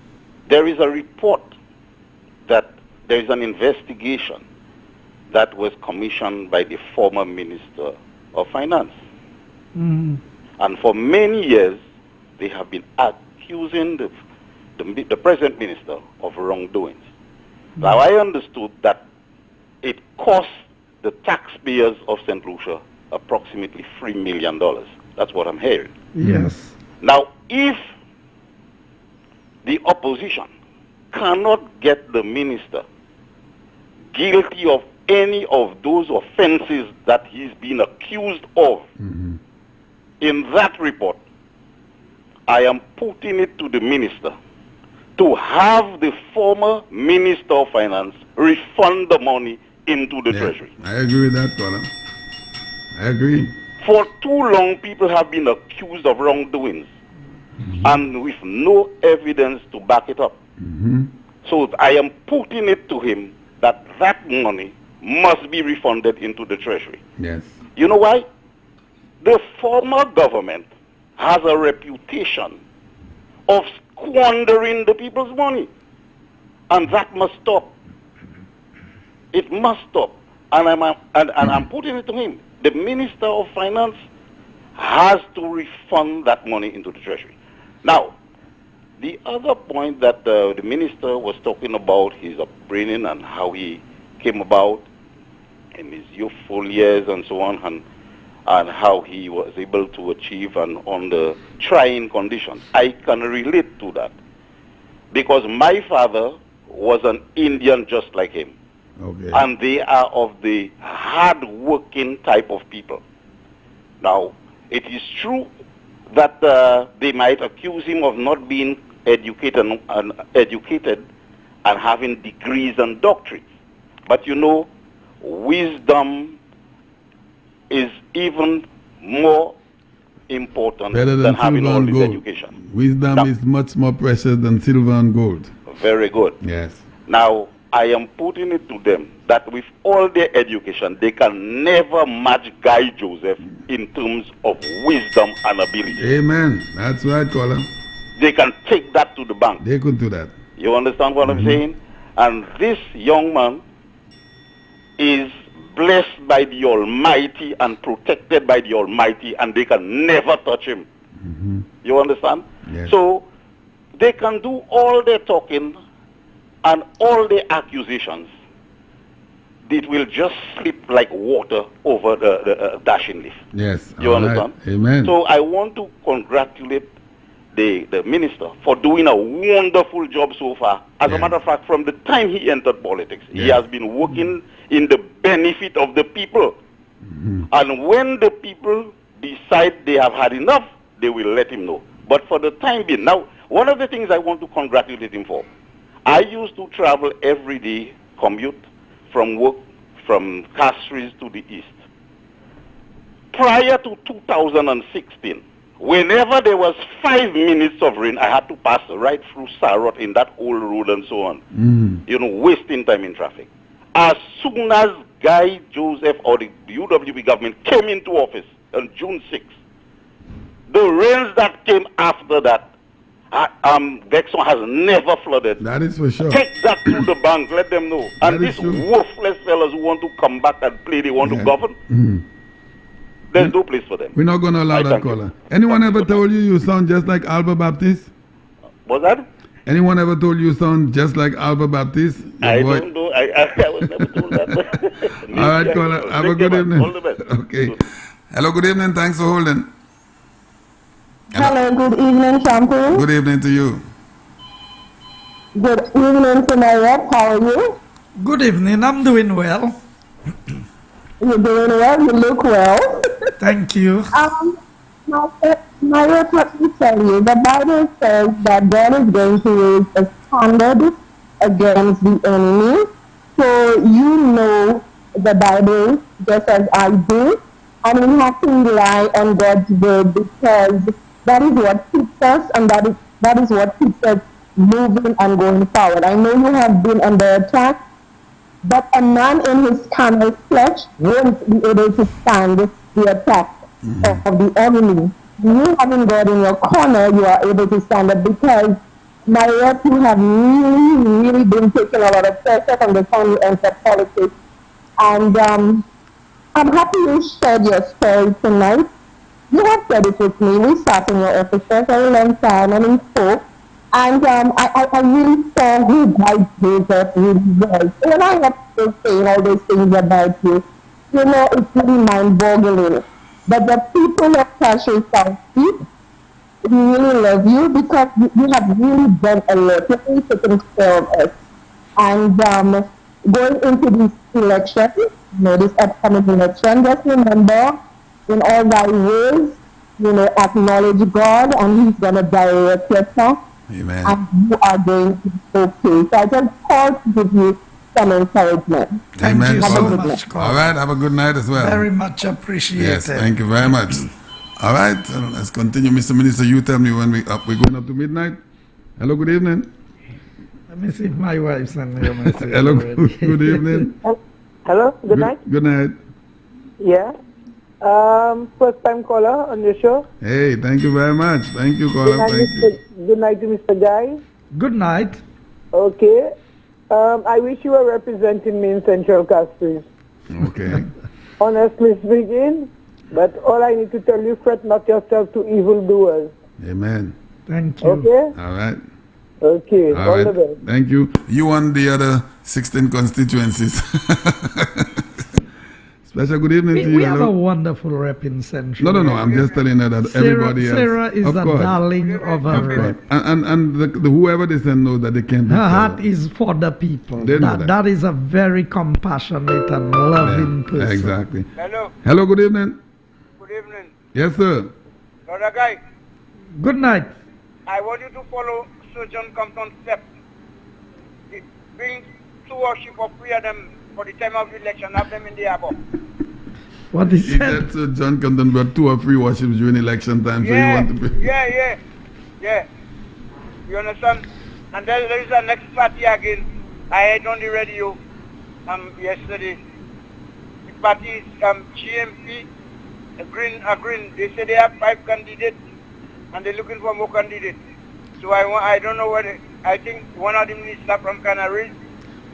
The one that controlling the party say he don't want to be prime minister. I don't know where he's going to win that party. He's in the river or by the beach. But another one coming up, eh?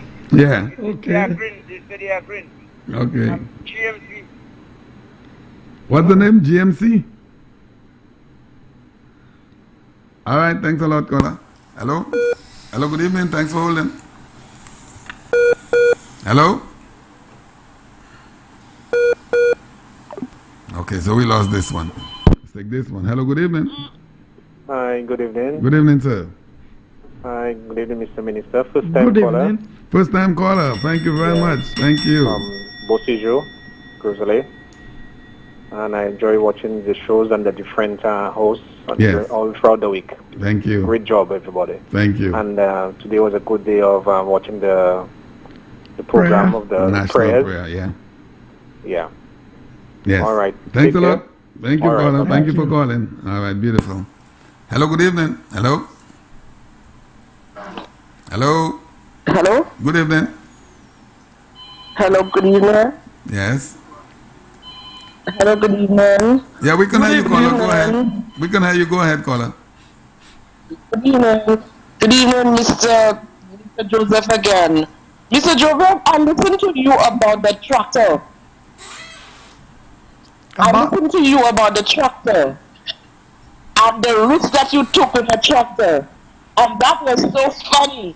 You've taken a lot of risk in your life. Yes. To be borrowing $70,000 extra and to be going out to do jobs that you don't have the equipment and then you get the equipment. You've taken a risk in your life. Yes. And you know that if you continue doing the good work. Yes. Yeah. Thank you. That's a man of determination, caller, in the good sense. Are you there? Thank you. All right, caller. Thanks a lot. All right, beautiful. All right, so we have 11:30, Mr. Minister. How late are we going? We will end At midnight? Maybe a couple more calls. Midnight. We could do midnight. Hello, good evening. Hello? Good evening. Okay, so we lost this one. Hello, good evening. Yeah, hello, good night. Good night. Is it possible you can, I can talk to Mr. Guy Joseph of the air, please? No, that's not possible, darling. We're on the program now, so he's not going to be able to talk to you off air. So you could call him on his cell phone if you have the number, okay? I don't have the number because I talked to somebody that's working there. It's something very important, but the person never give me the number. Well, he's going to give you give his us her number? You want to give us your number, please, and he could get in touch with you? Okay. What is it? My number is 458-3521. 458 458 35 3521. 21. Okay. Okay, so I will call you as soon as I leave the studio. Yeah, because it's very important. It's in your area. All right, No darling. problem. Thank you very much. All right. All right, beautiful. Hello, thanks for holding. Good evening. Yes, good evening. Good evening, sir. Good evening. So it is sad there is not a Dennery South constituency program as well, which is where I'm calling from. And I just would like to say that this election season around is different. We all know that there is none of the traditional campaigning. And I guess people are becoming very innovative in that matter. But I feel this election time around, we have not gotten substance from politicians. I feel it's a lot of back and forth and and personal heating. You understand? Coming from Dennery, knowing what Dennery was before and what Dennery is right now, this is a different constituency that I'm seeing. So what I need to hear from the politicians on both sides of the spectrum is what they're going to do for the country, how we are going to deal with this crime situation, because it is really, really bad. I mean, we are raising a generation that is coming up of knowing gunshots outside of their homes and different things like that. And when I grew up, I did not know that. You understand? Also, how are we going to deal with the crippling debt situation? You're not hearing anything about that. You understand? Caller, can I engage you a little bit, caller? Yes, no problem. No problem, yeah. Okay, so there's no quick fix to any of the things that you have highlighted. And you said you are from the Dennery community. Dennery South. Dennery South. You would see the transformation that is taking place in Dennery South as far as the urban center of Dennery South. And what we said prior to the 2016 election is that we were going to build a new St. Lucia. We were very deliberate in our choice of words. We did not say we were going to build a better St. Lucia. And the reason why we did not say a better, because if you had a road that was bad and you blocked the potholes, then you've made the road better. That is not the same as building a new road. So that is the concept. On the issue of crime, the crime is a bigger societal problem as opposed to what government can do. It is something that the whole society needs to come together to try and resolve. The churches play a very critical role. The upbringing of children and the family. And I mean, I heard last week a 12-year-old got arrested with a firearm at school. I mean, these are the things that, and we've known how a lot of the firearms are getting here. I understand that. It's the government responsibility to create the enabling environment to deal with these issues.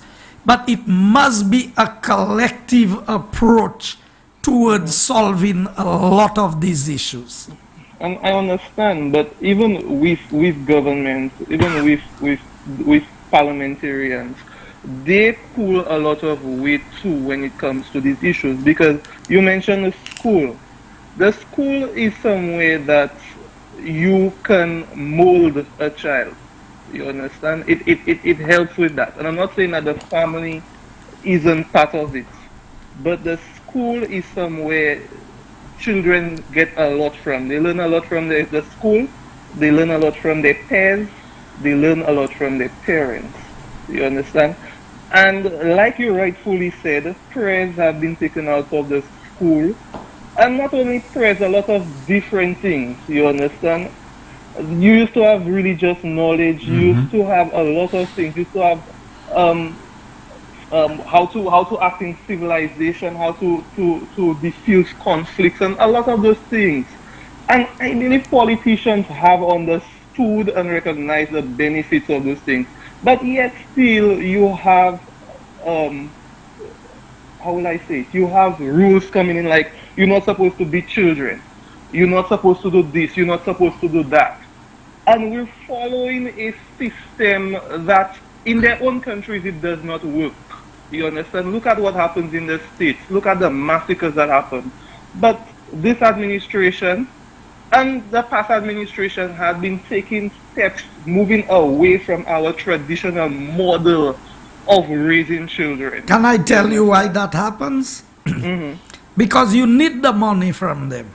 And they are the ones who say, so it's not even the US, it's the UN and the new, so you look at the IMF, the World Bank and everything, for you to trade, for you to do certain things.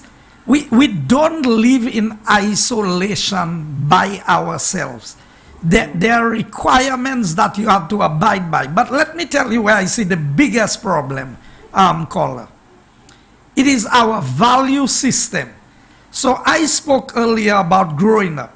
Whether my parents went to church or not, every Sunday as a child growing up, you had to go to church. You had to go to catechism. You had to get your confirmation. Now children are born. They get to a certain age. They are not even baptized as a baby, as for those who practice infant baptism. And we have to ask ourselves, what is the moral compass for these people? What is it that governs their value system? So we've broken away from basic stuff, that on a Sunday morning, parents don't go to church and they don't send their children to church. They don't go on a Friday, on a Saturday or a Sunday. They are exposed to social media. You look at the babies. What they have is a tablet, a smartphone or something. That is what is teaching them. And where is the bulk of the lessons coming from? The same countries we turn around and we criticize. So our society needs to go back to the basics. And part of the basics is that we need to get our people to begin to go back to church to establish a value system. I don't think Mr. Joseph is even going back to the basics, because fine with what you said, trying to build a new St. Lucia, I think it should be a situation whereby we need to evolve as a people. We need to stop being consumers and we need to be producers. We need to lead our children, we need to lead our society, and we need to grow up as a people.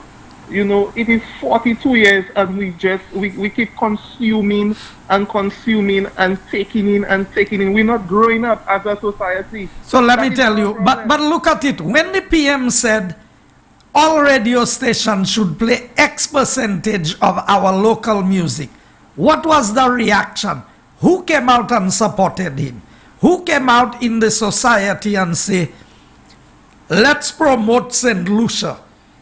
Let's promote St. Lucian music. So, yes, the government may be trying, but when you get pushback from the people you represent, you cannot always carry forward with the plans that you have. Caller, something else. How many of our people at lunchtime you see going to the various small restaurants to purchase some local chicken? Where do you see them? Not at KFC? At KFC. Okay. Yeah. All right, but then we have to think of which one is cheaper. Okay, well. I don't think the KFC is cheaper. All right, the caller. flavor may be different. As a society. But caller, I would love to engage you. Yes. I wish I could get to contact you, because I think you are raising some very pertinent issues. Yeah. And I would love to engage you in a one-on-one discussion so that we could share ideas. Okay, no problem. Right. So you can reach me at the Ministry of Economic Development, and I would be happy to have a sit down with you. Okay, no problem. All right, caller. Thanks a lot. You have a good evening. Yeah. And he was bringing up the point about, okay, let's take this call. Special good evening to you. Hello? Hello, good evening. Hello? Hello, can you hear me? All right, so we lost this one. All right? Champion, yes, I see you want to do a midnight on me there. Well, you know, someone is trying to get us with it. All right, so we lost this one. We have 22 minutes to the hour of 12 o'clock. We might as well stay until 12, Mr. Minister. So you're going to do 2 more calls? Our yeah, and then we'll give our camera crew are not happy with that midnight. And they say, no, a special good evening to you. Hello? Hello, good evening. Mr. Good evening. Yes. Good night, Minister. How are you? I'm doing well. How are you doing? I'm fine, by the grace of God. I'm holding on. Okay. I like to hear you talk tonight. Thank you. And we thank you for the wonderful work that you have done for us. That in our area, that's the Therefore area. Okay. We loved you, and keep on doing the good work that you're doing. Thank And you. I'm hoping to see you. You remember you said you was going to come to see me? All right. And then I have not seen you yet, but I'm hoping that when you come and bring Mr. Champagne with you. I was up there once. And continue to do the best. Thank you. Trust God and continue to read His Word, as I heard you said tonight. You know, reading the Bible, and the only way that we can do the right thing is to trust in God and believe in Him, and Amen. continue believing in Him. And God bless you and your family. Thank Have you. a blessed night. Have a good night. Thank now, you. you know, when callers call and they say they're not seeing the ministers, you have a huge constituency. You have to do with a lot of people, you know. Yes. You might not be able to see everybody that wishes to see you. Thanks for holding, caller. Good evening. Hello? Hello? Good evening. Oh, I'm sorry. I was having a little feedback. I've been listening to the program. As a matter of fact, I think I listened to the entire program. And I would just like to publicly acknowledge the fact that not only Minister Guy is an amazing person. I mean, I don't know him too well, but the little bit that I know of him, he is an amazing individual. He's doing an awesome job in his constituency, and this speaks for itself. But I would also acknowledge other ministers who, on a whole, from the United Workers' Party, is just doing stuff, you know. The whole country is being transformed. That's right. Oh, yes, And caller. especially in Soufrière, where I am originally from. The last time I visited Soufrière, I was in awe, literally. Caller, can I interrupt you 1 second? Please do. I believe Minister Herod Stanislaus is one of the most promising young politicians sure. in St. Lucia today. I mean, I am amazed at his achievements and his accomplishments, and not just that, but his ability to manage the Ministry of Planning. I mean, you need people see his performance in Parliament. But I think the minister who brings the most memos to cabinet on any cabinet day is Minister Herod. And he is on top of everything. I tell you, Minister Herod is a very promising leader for this country. Very promising. And I was very, very, very impressed with him. And yes. I voted both parties in the past. I don't really have a party. I voted SLP, I voted UWP, and I am intelligent enough to understand what I see, to analyze things. And to just not acknowledge that, it shows a level of maybe ignorance, if I may say. So I would like to commend the UWP for their great work. Oh, yes. I love the fact that my town, Soufrière, who used to be like a ghost town, Soufrière is really ablaze. If you went driving down on the hill from, you know, by Villa de Piton, and you look at Soufrière, it is just a sight to behold. And there's much more to come, Kola? Yes. Yes. And I appreciate that. When last were you home? When last were you in St. Lucia? I was there 4 months ago. Yeah, I was there during COVID. I went to, you know, and it's amazing. Yeah. I wish Dr. Anthony did a little something like that in Beaufort. Yeah. All the times he represented. And hats off to the UWP. Amen. Thank you so much. And you caller. use the word caller. You wish.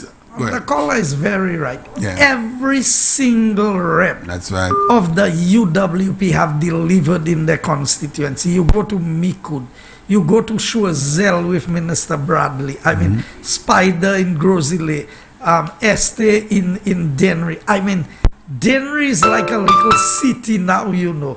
The village center of Dennery with these 2 playing fields and this drainage project and the lighting facilities. I mean, Dennery is just amazing, the works that Este has done in that constituency. Indeed. Thanks for holding. Good evening. Hi, good evening, Good evening, sir. Good evening to Minister Joseph. Good evening. I'm very impressed with your biography. I heard it tonight. Okay, thank from where you. you came and where you are. And I think this is the reason why Dr. Kenny Anthony is voting for you. He's voting for him. I've always told him that in the parliament, I tell him I suspect this time around I'll get his vote. No. You have always got his vote. And he's going to continue voting for you. Pas mind say idea. Me say vote bow. Because he can't here. In fact, I did tell them go and attend to his road, because I believe that as a former prime minister of this country, we may be on different political sides, but there are certain privileges that must come with having held the highest office in the land. And I believe that he deserves a proper road to his home. Well, you see, that's the nature of the man. He couldn't even do it for himself, so somebody has to do it for him. Yeah, I suspect it's me that have to do it for him. Yeah. But anyway, I wish that when you decide to not get out of politics, but finish with representing the area that you are, that you wouldn't just bow out of politics altogether, but come down south. Come to Beaufort South and do something for us down here. Oh boy. You asking him when he's through with Castries Southeast to come down on the other end? Oh yes. Come and develop Beaufort. So now you're talking 30 years in politics. Anyway. Right? Good night. All right. Good night. Have a good one. All right. So was that our final call? One more call. One more call, all right. So we're going to see who's going to be our final caller. It is 14 minutes to the hour. Making your bed. 14 minutes to the hour of midnight. And we have our final call coming in. Special good evening to you. Hello. Hello. Yes, good evening. Good evening. Good evening, Champagne. Good evening to you. Good evening, Minister Guy Joseph. Good evening. Yeah, good work. The good work you are doing. Thank you. God will bless you. Yes. Thank you. Yeah. All right. Yeah, I just call for you to call this number tomorrow. 287-0505. Call me on this number, please. All right. Okay, caller. Thanks a lot. 287-0505. All right. Thanks a lot. All right, Sanusha, there we have it. That was our final caller for the evening. It's 1:45 midnight. And the minister normally doesn't stay out that late. 1:45 midnight? It is 1:45 midnight. Okay. And the minister. Mr. Minister, anything you want to leave? I know you have said next week we're going to go into this report here, and there's a candidate that we are going to say who that candidate was. You're going to make mention of the name. Yes. All right.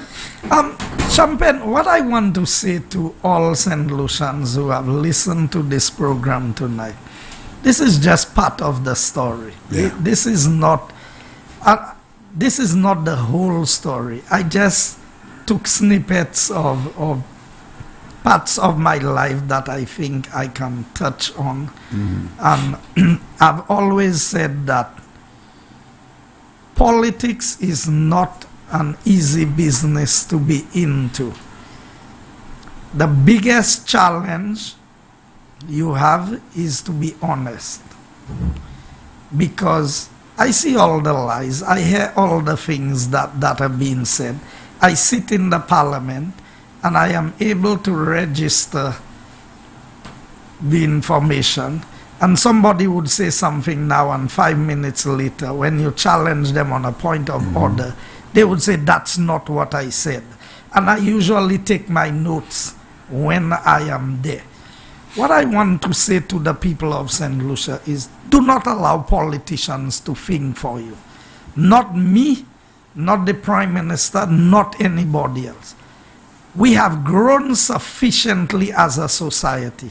We are educated enough to understand and to be able to make our decisions.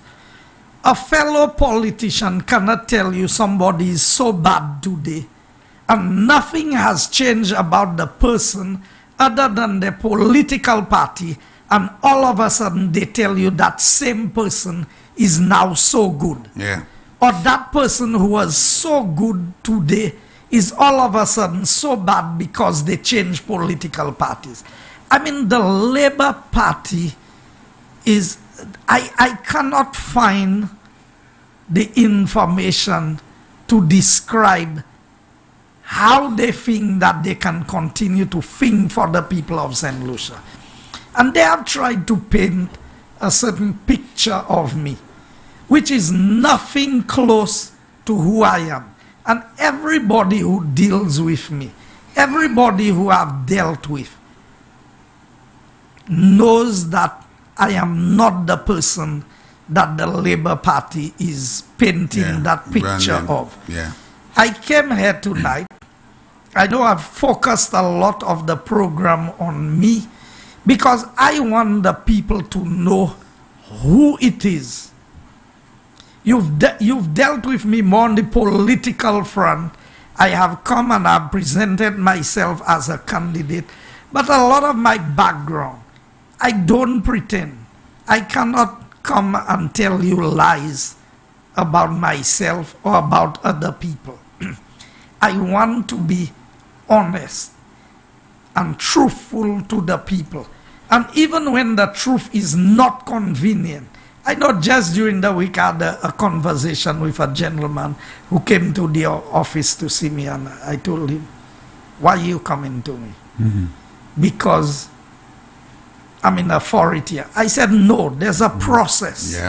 There's a procedure. So don't come to me and think I will change the process break the law. and the procedure to accommodate you. I will not do it. And he said, well, I said, no, you need to tell me. It is time that we do things right in this country. And I know that I have a prime minister and a team of persons. We are not perfect. We are not everything that people want us to be. But I know our hearts are in the right place when it comes to the people. And I know that this prime minister, one more term in government, people will realize how much potential this country had that other leaders were not able to capitalize on. And I know that we are in for a lot of good ahead of us. I'm not worried. I heard about Labour Party polls, all the polls. Everybody makes, I don't go based on polls. I go based on what I do on the ground. You know what the polls were in 2016 for the Labour Party? 15-2. Okay. We were elected to work. And imagine the Labour Party criticizing us for doing too much work. Can you believe? And you know, some people join them in complaining that we have done too much work. Now from next week, I'm going back to my videos. I'm going to begin to highlight again, not the things that I had highlighted before. The new things that have been done in the constituency, those that are ongoing. And I know that Castries Southeast is in good hands. But I always say to the people, if you think you want to put your faith in somebody else that you think can do better, your future is in your hands. My track record and the track record of the United Workers' Party candidates, it is there to see what we have done. Compare my last 5 years with the 15 years of Labour. And if you are not satisfied, then you can vote for Labour. That's your choice. But when you see a government that fears God and acknowledges God and seeks divine guidance and direction from God, and you look at a government that seeks guidance and direction from Haiti, you have to know that if this country goes in the hands of Labour Party, we are in a lot of trouble. That's all of us. That is for sure. Every one of us who live in St. Lucia will be in trouble. So you've seen it, you've heard it, you are on the ground more than I am. You hear for yourself. You know the engagements that are taking place. Let us be careful. We had a wonderful day of prayer and fasting today. And I look forward to at least one more prayer and fasting before elections again. They can say we are praying to God for us to win. That's the only person we can pray to help us win. That is right. I would rather pray to God for me to win than to go to Haiti Amen to try and win elections. Amen to that. I thank the pastors, the leaders, and I want them to continue to uplift this country and its people in prayers. God bless everyone, and thank you for staying with us so late tonight. All right, St. Lucia, there you have it. Thank you, Mr. Minister, and please join us next Monday. As you heard the announcement, someone's name will be announced here, St. Lucia. You don't want to miss it. Thank you very much, St. Lucia, for joining me here, and along with the Minister with the program Inside Castries Southeast. Don't forget the programming for tomorrow. We're going to go into the BBC after the program. Then Brother Norbert Williams comes in tomorrow morning at 6 o'clock for the program Keeping It Real, and then I come in at 9. So pretty much a lot's happening here at Sky FM. You want to stay with Sky FM for all of the great information. We are in an election, yeah, and you have a great decision to make. We are on a path of a brand new, building a brand new St. Lucia, not fixing, not to make it better, to make it brand new, change everything around to the better, to the best, and make St. Lucia one of the proudest countries in all of the Caribbean. So join us right here on Sky FM as we continue to bring you all of the great information. You will hear all of the candidates at Sky FM, all of the well, not all of the parliamentarians, the government side parliamentarians will be up here at Sky FM. So we want you to stay tuned to Sky FM. Don't forget, St. Lucia, the Father's Day Bingo is coming on the 19th of June in another 3 weeks, and you could purchase your bingo cards, 1 for 10 and 3 cards for 20. And we do have cards available. I do have cards. Dr. Secret, ring the bell, and over here at the Secretariat. So please join us. There are some excellent prices. Until tomorrow, St. Lucia, when I will be here at 9 o'clock, you do have a great evening. Always say thank you to the great God above, and we will see you tomorrow. I find that really fascinating, because when we spoke last time, we talked about